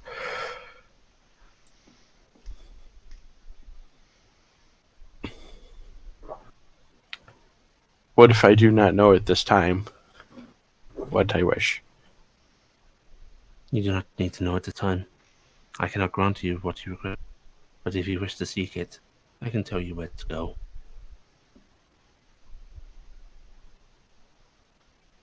Yes. Where would I seek it? Okay. Now, he is actually going to impart an image into your mind, which is why I'm going to move you to the main map. And suddenly, Carrick bleeds from the ears. Okay. Right. Do we want to You put wanna like a make that? little like token as a marker? Because that might not be Yeah, a good let's idea. do that. I'm just gonna pull out. I'm gonna pull out an angel token. Okay, so it's the main Yeah, one. because I was just thinking drawn things aren't really that great, and it might just be better. Some to drawn token. things, like the little housey castle-y thing there. No, she means hand drawn. Oh, The mouse. Searching for angels does not bring up any angels. Okay, let's just do something random. This is a permanent map, Allie, right? use one of those tokens I sent you that were from the 2-minute thing. Oh, yeah, why If not? you scroll up in your Can we Discord. put another marker on here while you're marking it, Allie? I'm just putting out a random thing just for now. Okay, I'll talk to you later about marking. It's based on this saxophone playing bard. That takes up that takes a huge like amount. an entire countryside. Yeah, don't worry, I'm shrinking him. Not right now, Ellie, but at some point, could you mark the spot on the map one of these days for where that map shows? Yes, I can indeed. And you basically get a little ping of this location. Okay. And just for curiosity, since I don't have it, is the part on the map is like down in this area, isn't it? Mr. Goblin will tell you. Mr. Pimp Goblin? I want to make that as a character now. No, Alright, Allie, I believe- relinked you the 2 like question marky things that you might be able to use. In your Discord. I do like Pimp Goblin. I will look into it. I'd have to upload them. Yeah, okay. Okay. So there you that's go. where that's where the map marked. Yeah. Okay. So it's not anywhere. Couldn't remember if it was in that batch or the batch up by them. Okay. So it marked. Mine was like down there, I think. The mine was like I think over here. No, mine was right over here. Oh. Which you might want to tell Grandma about that too. Yeah, that's that's part of the other part. Actually, basically, I you get a flash of overgrown hills and trees and wilderness, and sequestered within them an old dilapidated church. Stonework now crumbling, but still a whole building. Who do you serve? There is the sort of subtle word again, and I need another persuasion check. Make sure you use bless. I have that turned on now. So, and of course, You have a stupidly Freaking- high bonus with this, so good luck. if I only had another tier up of my vestige, I'd have advantage all the time. Okay. That's not roll with that the bless though. You didn't have the bless. I have blessed checked. Oh, because there isn't one for. I don't have one for Just go skills. ahead, That's why. pull that Roll later. 24. There isn't one for skills on the list. I don't think it gives skills actually. Maybe. No, it might You not. can. Okay, I'll have to figure out how to turn that Yeah. on. 'Cause I just have the There other is. ones. Silence in response. Okay. Rick Bill never tells me who he works I've been for. sitting here on this name for each conversation with Rick. Yep. Damn Yep. it. It just means that I have. Actually, can I give him advantage on that check? Because Justify I've it. been working on Rick Beal on this question for a while. Come on, What are you Rick. doing? Yeah, come on, Rick Beal. It's only fair that he knows who it's with. Please. Okay, you can have the help. So roll again, Becky. Make sure you roll your bless. Just turn the skill one on and off and see. Still doesn't show it. I'll just have to roll the d4 separately still. Mhm. I'll have to figure out another one. I almost clicked performance. Hey, there we Yeah, you go. don't need That's I just how want to see how high it gets. 25. 25. Yeah. There's that silence and Gifton's pleading seems to make that presence in your mind there it is, relax a yeah. little, I found and it. then you just hear, "My lord and master, Raziel." I don't know And who he's that still is. using me, right? Yes. So So you hear this as well, Gifton, as this is coming from Carrick's mouth. Your mother wouldn't approve. Ha! Razzle dazzle. could you? Okay, you did spell it. Okay, thank you. I'm glad because I spelled it wrong. Rick Beal. Okay. Thank you, Rick Beal. Is our conversation done? I believe so for now. Thank you. Or do you permit me a question? Yes. He's invited to the wedding. Make sure he knows that. As you just heard, you're invited to the wedding. How did you learn our words? Out of character. I found a book, Mhm. didn't I? Yes. I found a book in the town here. It was a very, very old book. The person selling it to you did not seem to know what they had. Person who had it did not know what it was. Who had what? The book of that taught me these words. A book. Yes. I have a gift for languages, it seems. Thank you, Morgani's child. And the presence leaves your mind. Out of character. Actually, I probably have to make an insight just to see if that was directed at me or something else. Oh, it's very much directed at you. Can you type that name out also, please? Morgani's the god, isn't it? Or wait, or is it not? Morgani's the dragon Oh, god. that's the... Okay, Goddess. okay. And then after you two are walking down the hallway, you just hear Rick Beale's voice. Why the fuck didn't you think to check a fucking library?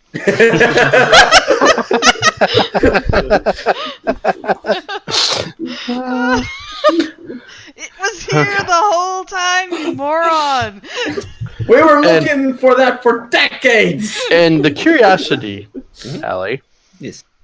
what has happened to that book? Because I remember I wasn't You allowed... still, I will say, you know the location. They were charging a pretty high price for it, but they basically let you pay a little bit of gold just to sit and read it.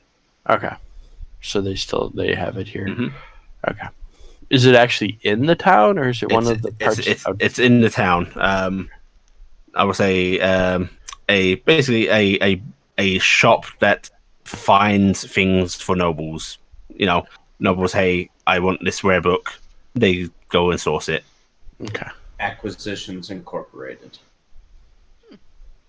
I mean, at some point, we're That's a probably going to be different doing thing. stuff like that too. Tarnstead Incorporated.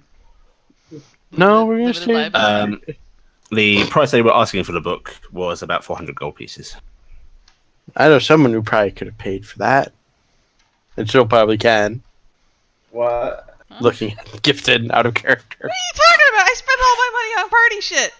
Oh, okay, you did. You I did was gonna spend all say, that. she's broken, I'm broke. But I've spent And- down to. I've spent down to. I only have 40 gold. I will. Okay. I will note. Rick Beale vanishes from your mind. Does not reappear physically. Oh. Did Rick Beale leave? I think he may have got back to his master. And Or- inside the cell, you see Oriel actually sort of standing up as much as he can. He seems to actually be chained down loosely, but and you can see him trying to scream and yell through his gag, unsuccessfully. I am going to do a divine sense Mm-hmm. because I want to know where Rick Beale is. Mm-hmm. But I'm not. Suddenly, she screams. Oh God! Tell divine sense. Is he anywhere nearby? No. You get no ping. Maris, something's up with Father Aurel and Rick Beale left. Does it look like he's gonna get out? He's trying to Um, stand up and he's yelling about something. He looks really upset, like somebody whose girlfriend just dumped them for somebody else. I've seen it in the bar like 3 times this week. Well, he's free to try and yell.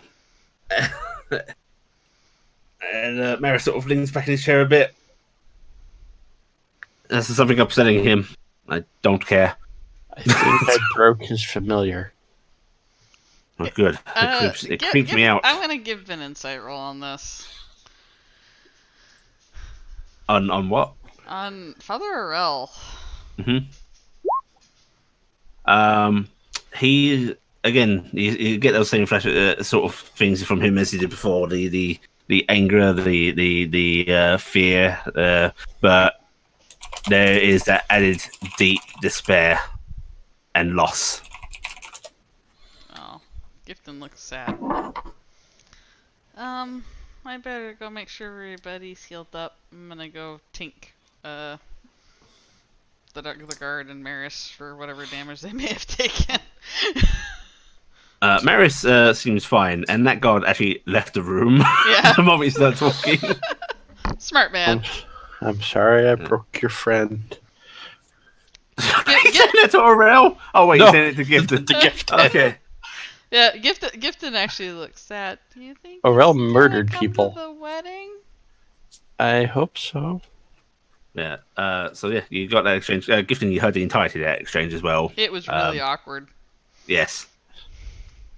My intelligence isn't that high, so I was very confused. I probably got the idea that the mannerisms changed as he was talking. Yeah. So I was like, because I'm somewhat animated. I'm pretty sure like, Rick Bill was like when Rick Bill went inside you. I'm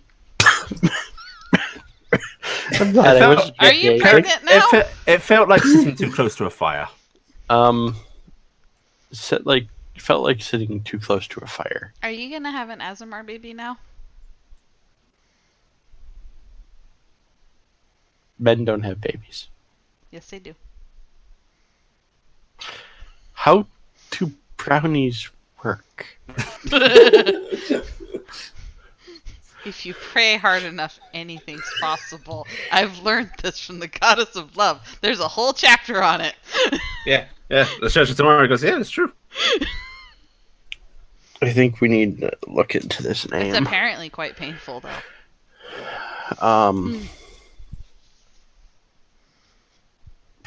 Let's go talk to Price and see if he found anything on the other one and get RG and... Okay. Well, I'm glad that you got to meet Rick Bill before they left. Maris, should we tell the Shire Reeve that Rick Beale's gone, or he'll just find out later? I probably should. Okay, because I checked around, no, he's probably busy. I'll tell him. Okay, well, I checked around with my magic feel that I do for ghosts, and he's not here anymore. Oh God! Now you just have me going magic fingers. Well, thanks for getting rid of it, I suppose. I guess. We should go find out where that book is that you found. I know where the book is. Maybe we can check on it on the way back. It was very expensive. I want to see it. It's very old. It made you speak garble book. I mean, start speaking in halfling.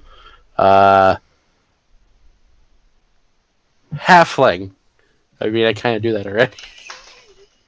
Well, I mean, to be fair, Gifton's eyes will light up the same as if you're speaking Enochian, because she can't tell the difference. I mean, I'm pretty sure one is far sillier. She's only heard little bits of either, so it might be the same language. So you're heading to Square Price? Yeah. Yes. Yeah. When you reach Sky Price, of course we're getting RG on the way. They have a lot of papers out on the desk. Like they have been searching through old boxes as well. Hi, Miss Price. Oh, hello. Just to let you know, my buddy Rick Beale has left, and I don't think he's coming back. She looks at you in confusion.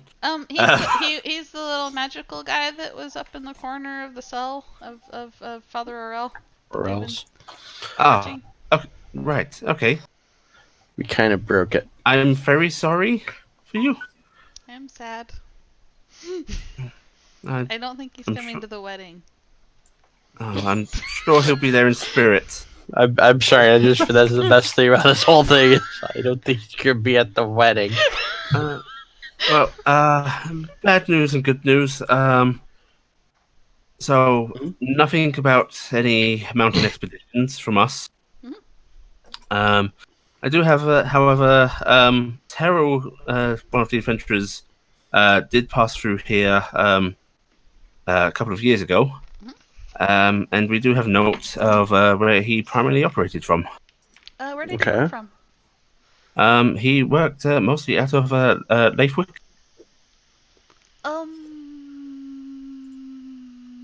Where is that? Leifwick, well, it's a little past the mountains, although it's far easier to skirt around them through the hills. Oh, There's a large river in the way, but I'm assuming she's showing us on a map. nope, she's describing it to you while she's trying to find a map, and So- then eventually. Is it down by Southwest time? No. To the east. Slightly northeast. Here we go. And she'll put out a map, and then she'll point to Leifwick on it. That's not a real place. What do you mean it's not a real place? But you can't go that far. It, The world ends right here. she's gonna give you a worried look, Carrick. Do the No little, one can tell if she's being sarcastic. Nothing goes past the mountains. Curie, which person did she say that was? Which adventurer? Yes, Terrell Salin. Terrell. The non-mage. Yeah, but we know they were. It seemed to be adventuring together. Yes. It seems really weird that they were all the way down in Tarnstead, though. Well, I suppose they must have thought it was a valuable expedition. The previous time they came through here, they were off chasing some lost treasure. I don't think anything ever came from it. Wow. That seems No. silly. I imagine it didn't, otherwise I thought they'd still be adventuring. Yeah. No. Carrick's gonna look kind of thoughtful at the comment Where was of the lost lost treasure supposed to be that they said? Or do you, the region, do they know? They never told me. I was not, I never saw them. Oh, okay. Okay. Anyway, you might, if you see the Shire Reeve in between things, you might want to let him know that, the entity down there is gone and it's just Aurel now. I'll go and inform him. That way he's not interrupted by us. Okay, bye-bye. But have a nice wedding. Yep, I hope I see you there, and I hope you have a really nice day. Thank you. Thanks for looking everything up. Yes, thank Yes. you for looking through everything. You're welcome, Mr. Mask. Thank you. As we head out, Mhm.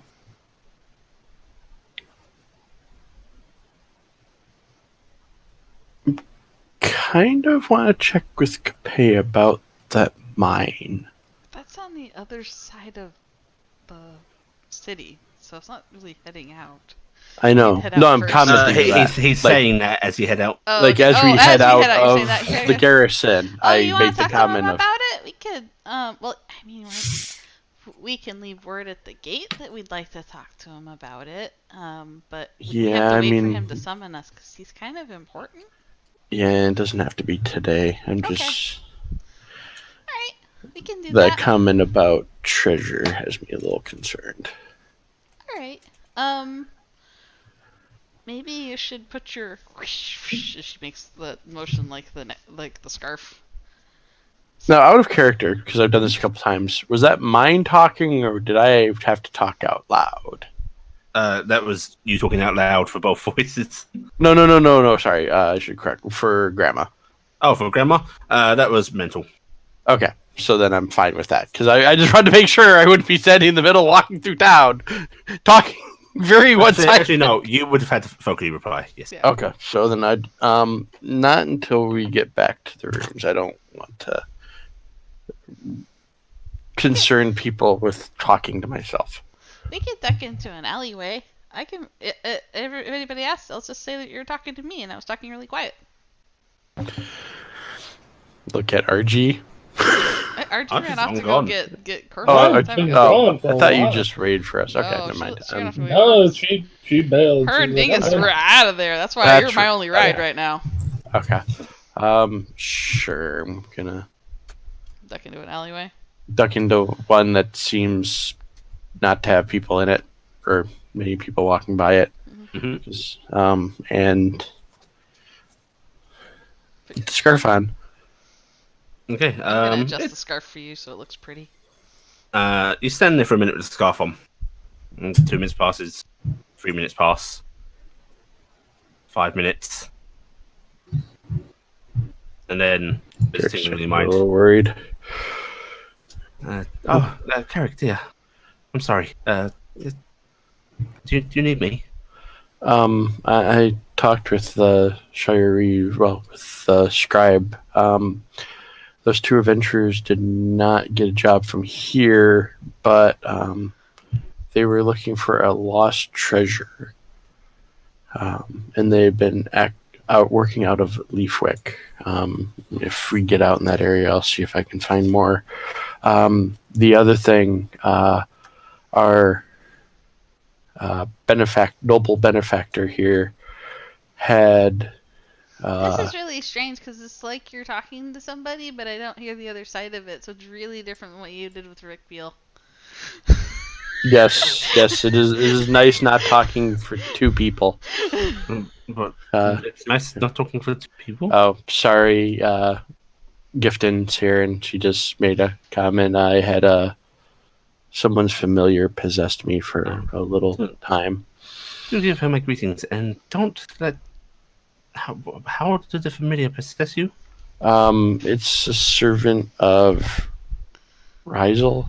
Reziel? Raziel. It was a cherub. It's a cherub that was offering knowledge and other things. I don't know if I want to go anywhere near that because of who it was tied to. But our noble benefactor has found a mine not too far from where you are. I'm going to find out if they were looking for something there and if maybe those adventurers might have been tied to it. Thank you, my dear, but... And you can hear there is worrying concern in her voice. And do not let an angel possess you again. Okay. They do not relinquish hold so easily. Okay, well, this one unfortunately made Gifted a little unhappy because he left. I just miss my Yes, friend. I don't have very many friends. You have all of us. Eric and Archie Also- and Thad. How do you Also- know he left? Gifton can sense these things. My dear, take your ring off.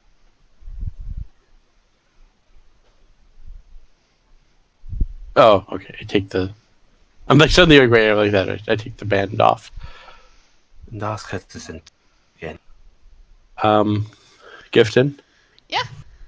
Can you Why do you have your ring off? try sensing again? Okay. Okay, so this time, you get a bright ping of Celestial, right from Carrick. Rick Beale!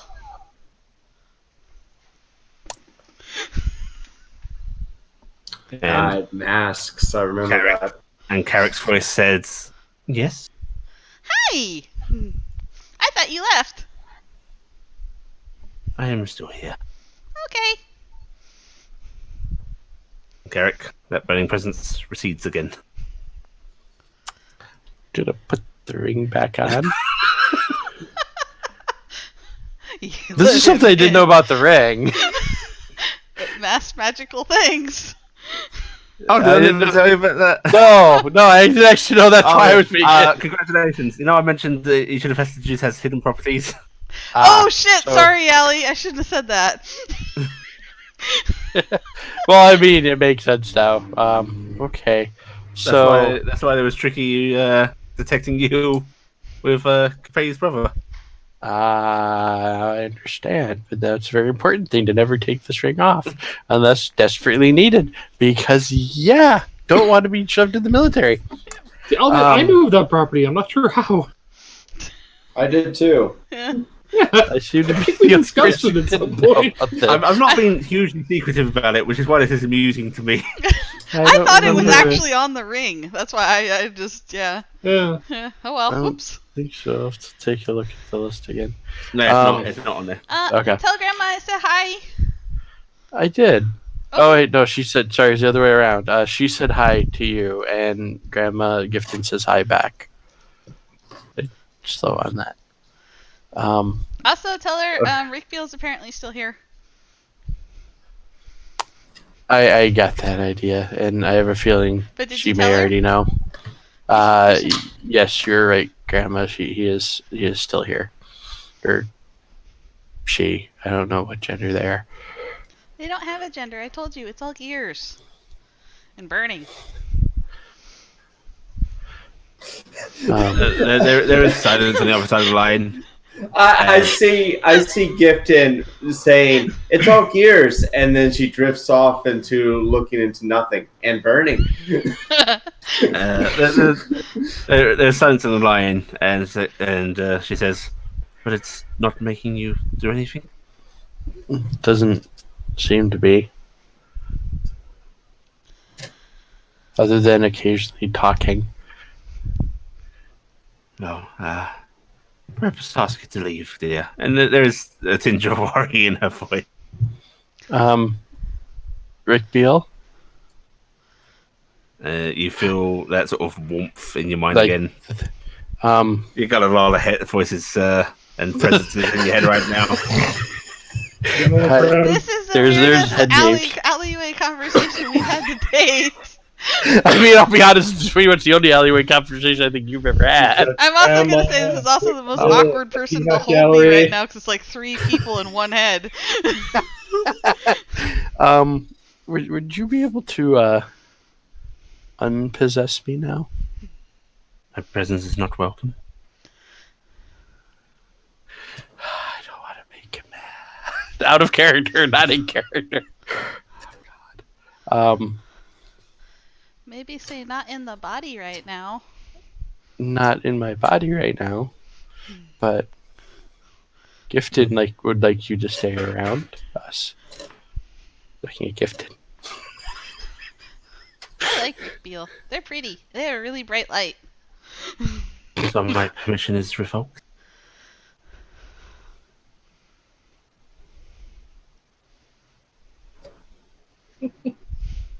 You can do an insight if you want to gauge whether this is a bad thing or not, Blackie. My brain's sitting here going, is the word temporary going to cause problems? 19. There doesn't seem to be any malice or threat in its voice. It's just asking. For now. As you can probably tell, there's a lot in my head right now. So I'm pretty sure he can see all me Meanwhile, on the other end, Lynn's getting, I'm sorry, Carrick can't talk to you right now. He's on the line with another number. He'll get back to you. The mind you're contacting is on hold. There's a few moments of silence before you just hear both of you, Carrick, from both in your mind and your own voice, and just Carrick's voice. Simple words of, I will seek permission in future. And, Thank you, Rick Beale. well, you don't quite get out those words. Oh. As that warmth in your head grows to a blaze, and suddenly your entire head feels like it's going to explode. And Gifton, you can see a glow from Carrick. His skin seems to be glowing. And Carrick, I need you to make me a Constitution saving throw. That is my GM hate me.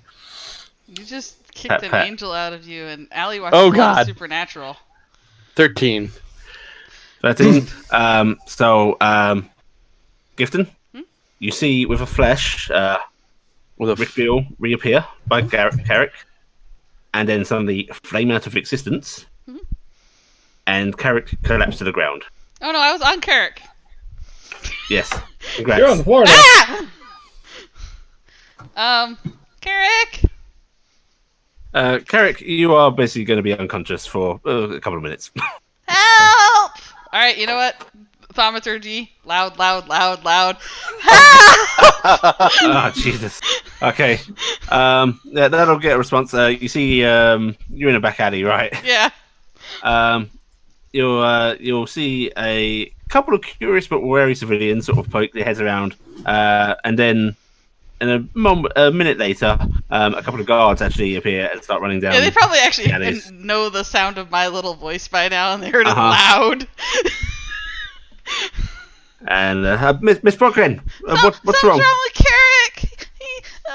I'm worried that he won't respond.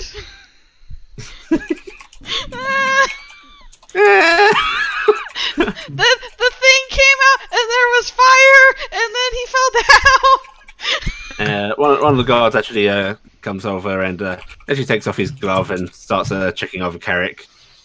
He's like, well, he's breathing, and Carrick can get woken up a little early because these are crude people. You get slapped a few times. Oh. How? Oh, How much there you go. He's fine. Oh, thank you. You're my hero. What's your name? Fuck.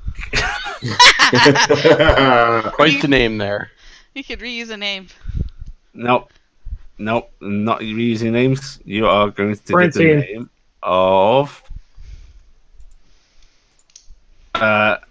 Names fail. Fail. Fail. Vail. Okay. No, thank you so much, Lord Fail. You're such a hero. Thank you. Oh my gosh, Lord? Carrick. What? Carrick, are you okay? Guardsman fail, ma'am. Yeah, Lord Guardsman Fail. Got it. Yeah. He's going to look at his buddy and go, are you okay to be left alone? Or, Mr. Master, do you want us to carry you back to the keep? I'm going to try to stand up. You're a little bit wobbly, but you're able to get up just fine. I think I'll be okay. Okay, well, what did somebody accost you, or? It was gifted frowns. Rick Beale, he in the flashing lights, and I think he did something to Carrick, but it was the big thing that was down. You know, Father Orel has the big thing down there that makes the noise that makes everybody's ears go ouchie. That guy. Oh, that thing. yeah, I've heard of. That's the only part they seem to understand. The ouchie ears Oh, thing. screaming duty. Yeah, the Yeah. ouchie ears thingy. The screaming ball. Yeah. He came up on Carrick, and I think that made Carrick fall down. I don't think we can do anything about that. Yeah, I don't Yeah. think so either, but thank you so much for making sure he was okay, because I didn't know and I was scared. Where are you heading, ma'am? I look at Carrick. I don't know where we're heading. I think it might be best to go to back to the King's Mercy for right We're now. just gonna go to the King's Mercy, I think. Let us give you an escort at least. Alright. And they will take you back to the King's Mercy. Grab so- Corvus now. Yeah, RG, did you inform Corvus, or did you Yeah. leave it? She would have come back and said, "Hey, Shire, we want to talk to you." What did he tell you what for? No. Fine, let me finish this, and I'll get over there when I guess now. Back.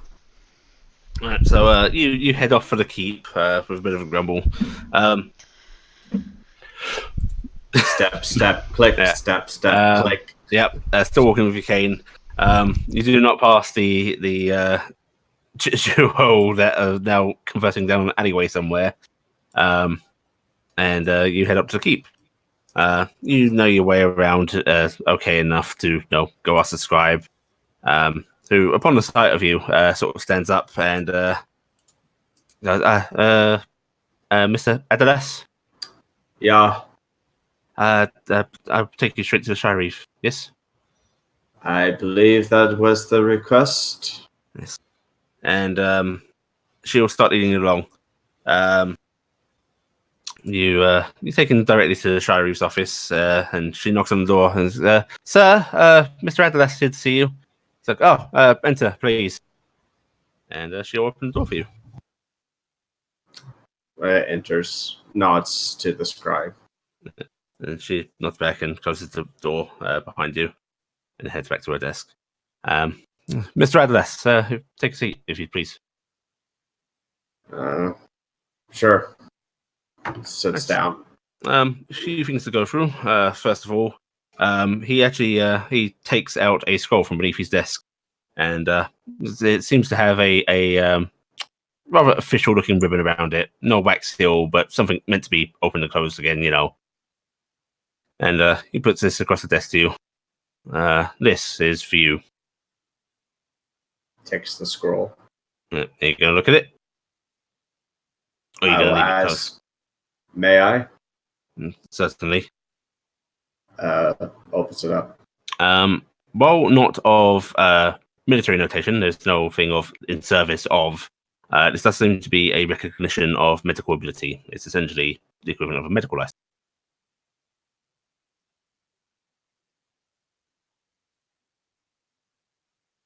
Well, I can't not feel somewhat relieved by that. Yes, I understand that you and yours are going to be journeying about, and, well, this may help a little in seeing you about in your duties. And I care about them, you see, so I'd like you to look after them as well as you can. And others. And others, indeed. Speaking of others, and he reaches beneath his desk again, and he pulls out a letter. I have a complaint from the apothecary of Southwest Time here. Yeah. Mhm. He informs me that his stores were somewhat depleted, further than the priestess' knowledge of how the children of the town were treated would imply was needed. Indeed. So, did you take from his stores needlessly? I took from his stores because I had nothing of my own. Most of my gear was lost in Tarnstead, and we were going through activities that required continuous servitude of my skills to the party. Well, you understand that that may be good in your mind, but he still lost things of value.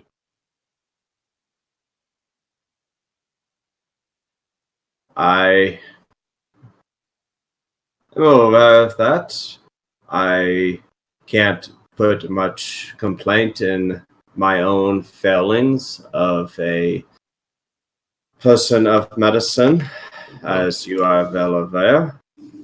Well, he is asking for your arrest and trial, but I think a covering of the goods shall suffice. Some of 5 gold pieces. Reaches behind, fiddles with a pocket pouch. Mhm. For his troubles in submitting this as well, there's 10. I'm sure he shall be quite pleased by this. And he takes the coin pouch and sets it down. So, you are planning to continue with your party, yes? That is the intention. They seem to get themselves in a lot of complicated activities, to say the Yes. least.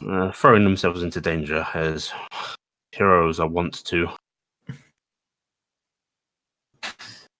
And Gifton, in her magnificent prowess, can only go so far. So, hopefully I can pull the slack. Give me a insight check when you say that, please. Okay.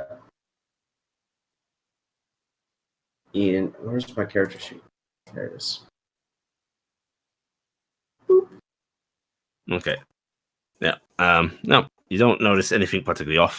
And he wouldn't be really noticing that either. He's just of that opinion. Tell me, why are you helping them? Beyond this, they need healing. What? You ran from a garrison. Why would you put yourself into harm's way?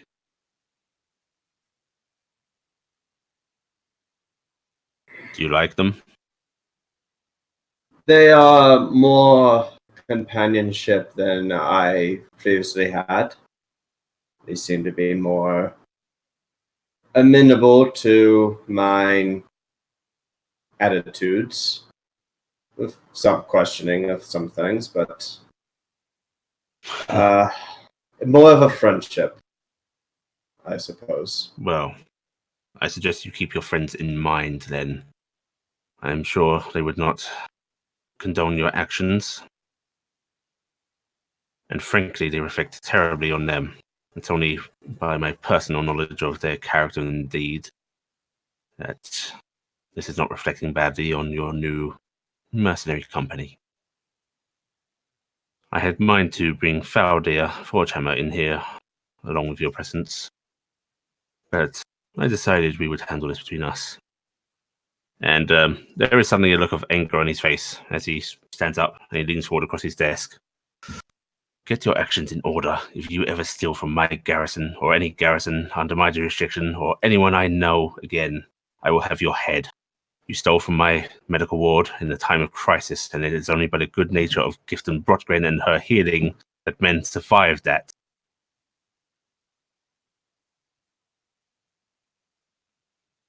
You will nod.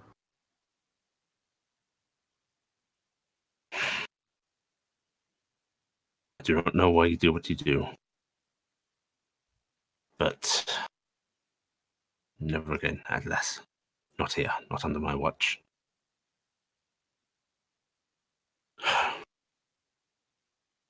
Still, it will remain between us.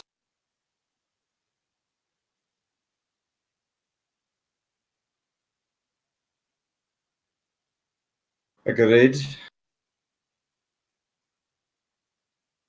No.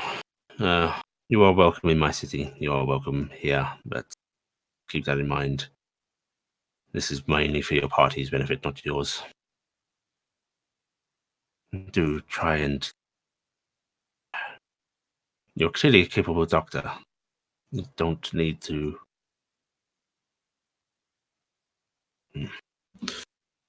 That's all.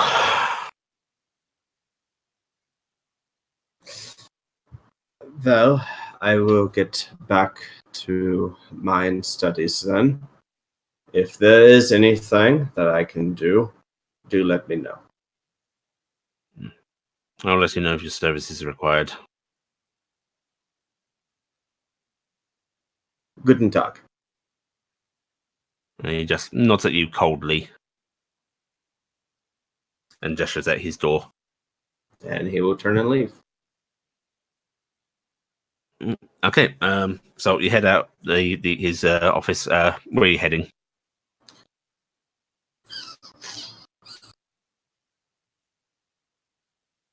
Doesn't really have much to do. Doesn't have any insight of where the gentleman may or may not be. No, however, a little into the week, you did actually find in the inn, directly on your bed, a mask was left. Yay! A plague doctor's mask. Yay! And he probably wouldn't have had that out shown yet. Mm-hmm. He's fiddling with it, looking it over, and with the herbalism stuff, he is trying to recreate some of the more the actual use of that mask. The uses of that mask to stave off stuff it with herbs. Yeah. Stuff with herbs, stay off vaporous conditions that may or may not affect the respiratory systems. Okay. So he's trying to make it work as intended, but actually filter. Yeah.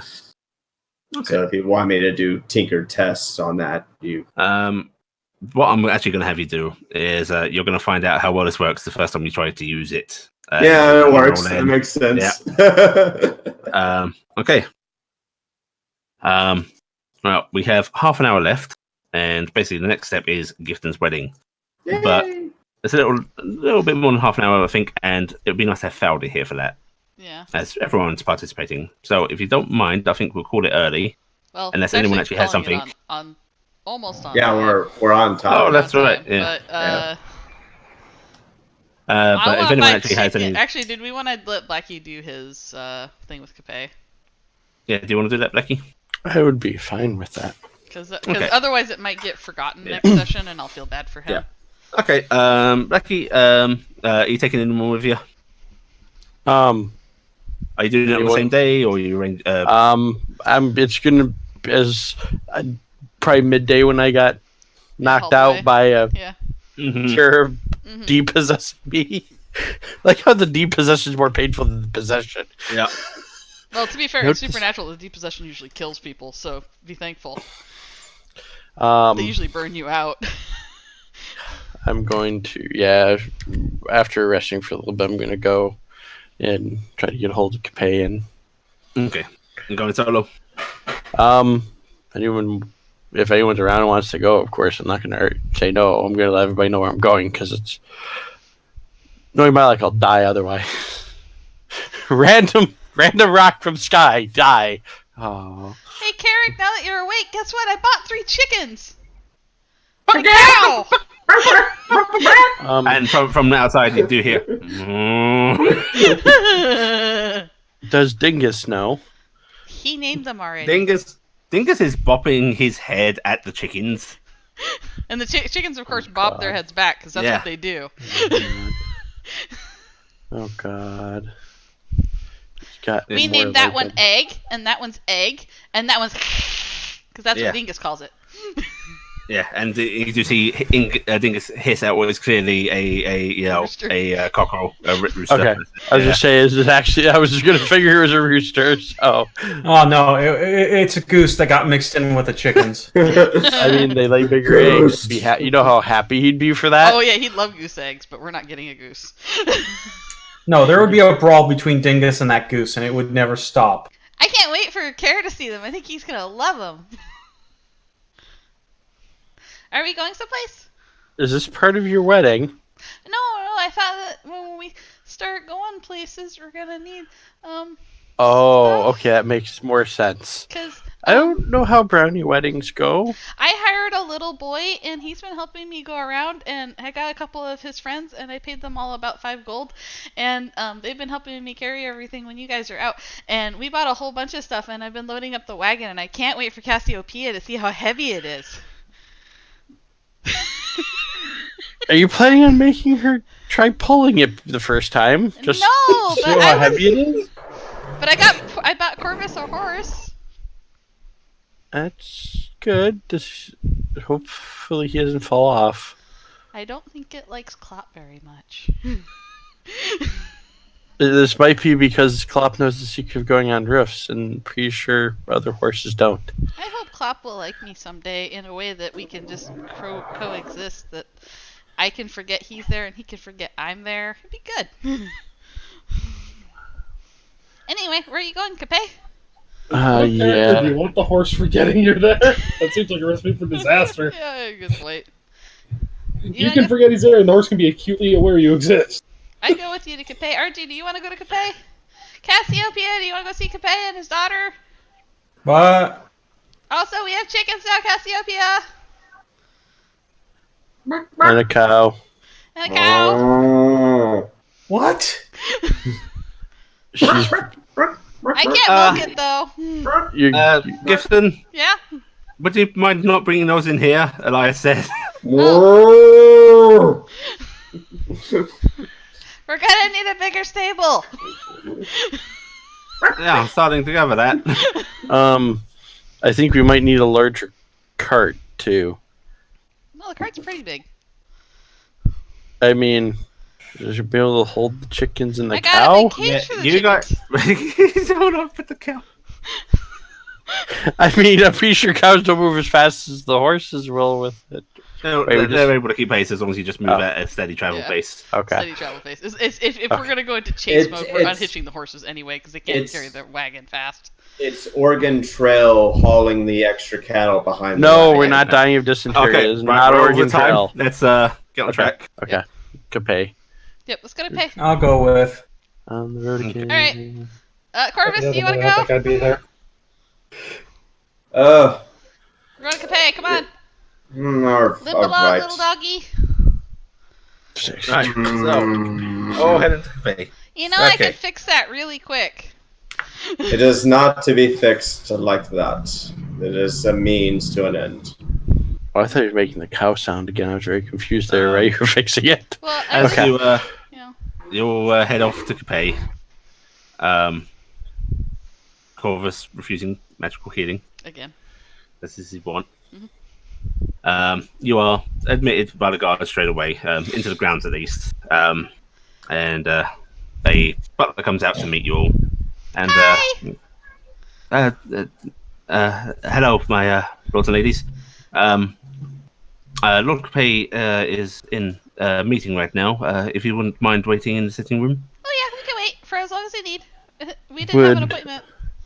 Would oh god, damn, I can't bloody remember names. I don't know if I wrote that one. The other brother.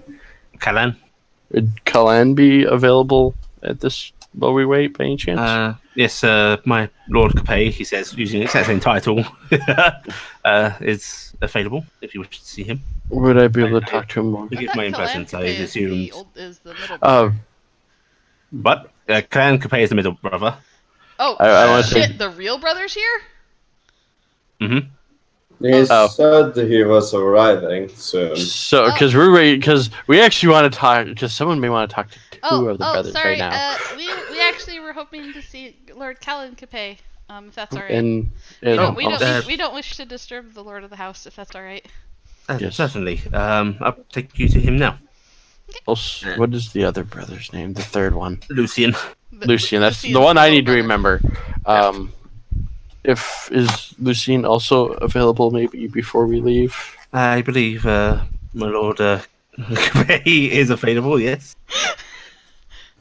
Because I need to check if he's got anything done on my end. So Yeah, well, you haven't been telling him crap. You should be telling him about the dragon part of you a bit more. no, he knows about that. You didn't tell him that you know the dragon, though.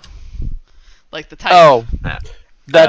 Well, that's So just you are led to Callan Capay's study, Yes. and the butler knocks on the door, and it does the usual announcement, and then you can hear Callan's voice clearly saying, "Oh, do come in, my friends, please. Hi! Good day to you."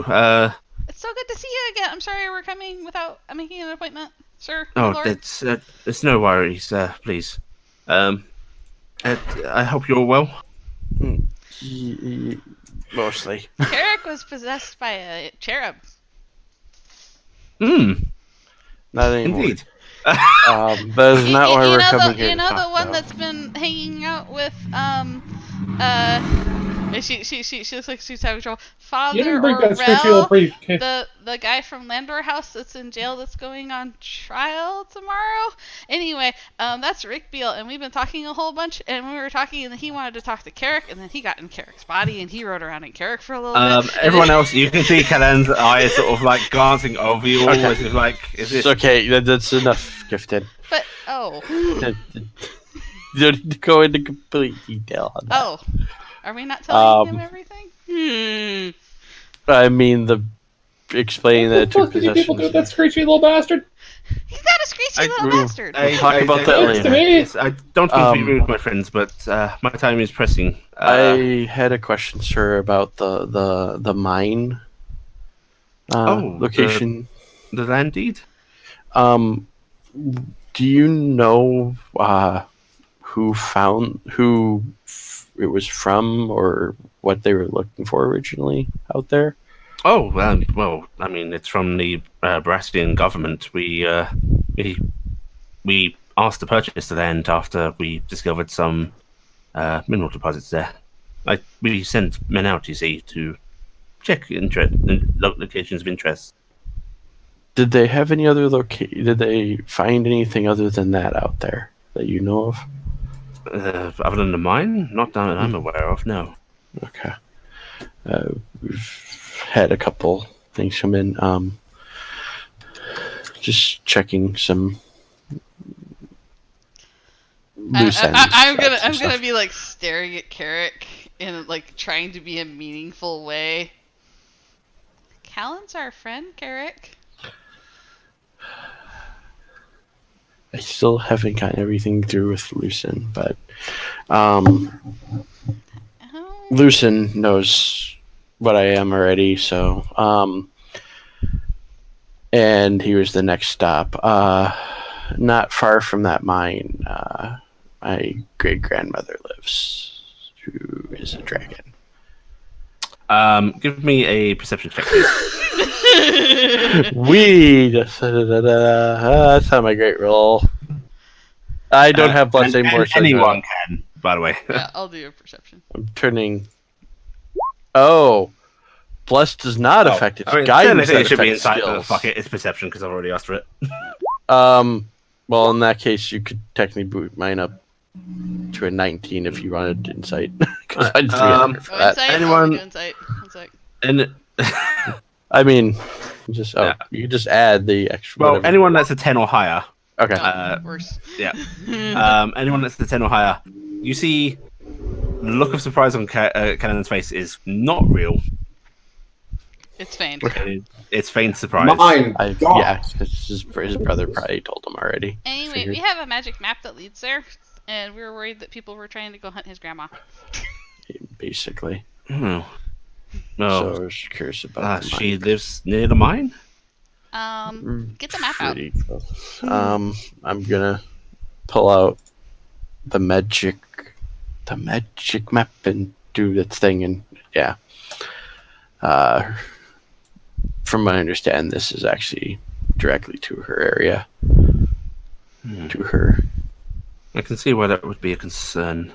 Yeah, we've found it on the adventures that were taken down by a Goliath when we were coming out of Tarnstead. You know how it is. You want to take care of family. Yes, so I assume you've come here to inquire about. Is this just to learn about the mines, how we found it, or are you interested in it? The group seems pretty good, pretty set on the island. We could. Is it possible if we were to talk about it, Mr.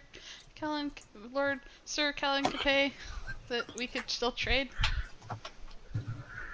Oh, yes. I don't see any issue with that. But why don't we have a long talk tonight?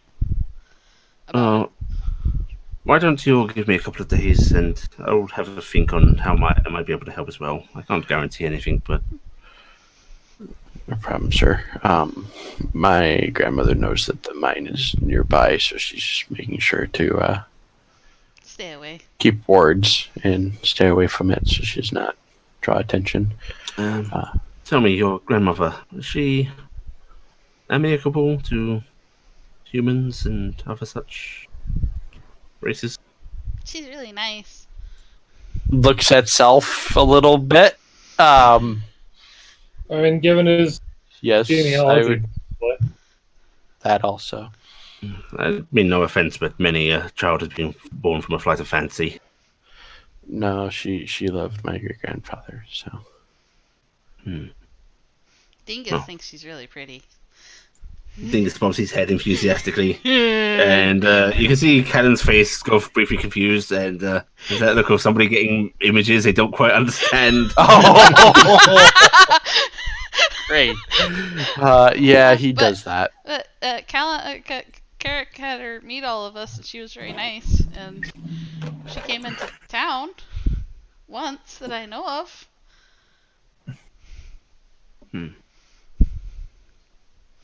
I have an idea forming, but I need time to think. We're sorry to bother you, sir. It's okay. Things are just a little tense here. I think it's best if I go check on with your brother, and he was your younger brother. There's a look of guilt on his face before he just goes. Lucian hasn't finished his work yet. Work? I was not surprised that he shared it with you. Okay, that is good to know.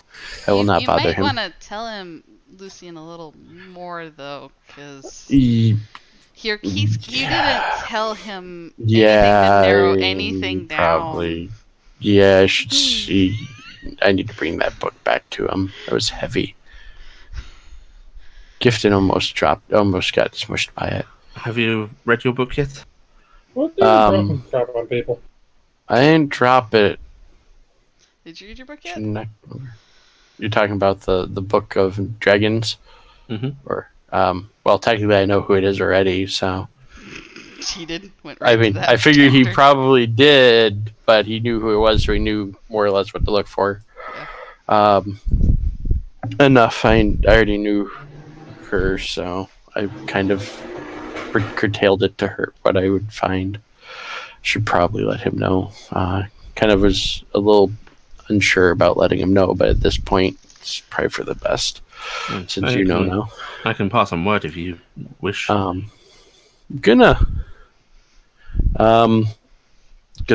pull out my calligraphy kit because I'm gonna write out the information. Okay. That way he doesn't have to worry about remembering everything. Yeah, and this should be all the information he needs. If he needs anything else, well, most of the time I'll be at the King's Mercy. And Well, rather than you all drinking out here again, perhaps what if I come see you in 2 days' time? Okay. that will. Start counting on fingers. When's the wedding? Out of character. A couple of days after that. It's very Okay, close. so it's after. Yeah. Basically, he'll be before the wedding. That's what I was making sure. I didn't want to make sure you just show up on the wedding day and go, "Hey, we have this to talk about." Oh yeah. Okay. Absolutely, sir. Thank you. Thank you, my lord. Anything else I can help you all with? Oh, I think I was just here for moral support. I think we were all here just in case we had something to add in. Thank you, sir. If there's anything you need of us, let us know. Certainly. Yes, I might. I hope your daughter's enjoying the new dress. She is, and she's happy to see her uncle again. Yes. Yeah, I bet that's great. Gifted looks Grand. a little shy about this of this look of not sure, awkward. Yeah, there is a very sour grand from him. Uh-huh. All right. Well, sorry to bother you, Mr. Lord Capet, sir. I know that you're very busy. Thank you so much. No trouble at all. I bid you all good day. Bye. Archer just looks over at us and goes, "Oh, I might want to ask you again about those balls you mentioned traded with at some point, but that's not really pressing by any means." Oh, so, certainly, I'll see if I can dig out the documents at least. Appreciated. And he sort of he gets up and he actually shows you out I'm to gonna give a the big curtsy front door himself. before I ride out. And he gives you a sort of a shadow bow, polite. Right. Okay. And you're all able to make your way back to King's Mercy. And that's where we shall wrap the up. adult Capet, or the most senior. You're doing Capet. everything we can to avoid him. It seems. Yes. Okay. Anything? Let's see. You'll get 200 XP. Okay. No. Homework. Homework. I want. I want you all. Yeah. Oh shit! Where was it? I had something fun prepared. Explain what it feels like to be possessed. No. I mean, most of us don't know. Oh yes. Okay. So, what I wanted you all to do, because Ali has existing plot hooks, but Ali would also like to add in more plot hooks. And frankly, I want to lean you guys where you're already interested, or someone you know. I don't want to just go here. I want you all to just give me a notation of where you'd like to visit. Okay. Like Okay. just in Just in general. general. Just in general, it can be fucking as simple as the next town over. It could be I want to go to the top of the country. It could be I want to go out into the ocean, sail to another continent. Just tell me the directions you want. Do you just want one? Do you want? Feel free to give me a minor list. Don't go overboard. Okay. Yeah.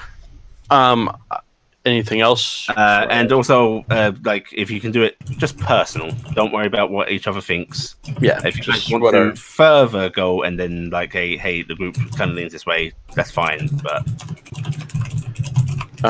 I have a different question yes, because when Sam was doing all the group selling and stuff, I forgot something. mm-hmm. I have a set of leather armor. That's pointless for me. Uh-huh. Am I allowed just to sell it at the half price normally? Yeah, sell at half price. Okay. As I messaged Sam real quick about what were the rules, and she's like, and I was like, should I check with Allie? So she's like, you might want to just as precaution. So, okay. Half price is the standard rule. So you basically don't have to ask me to do that.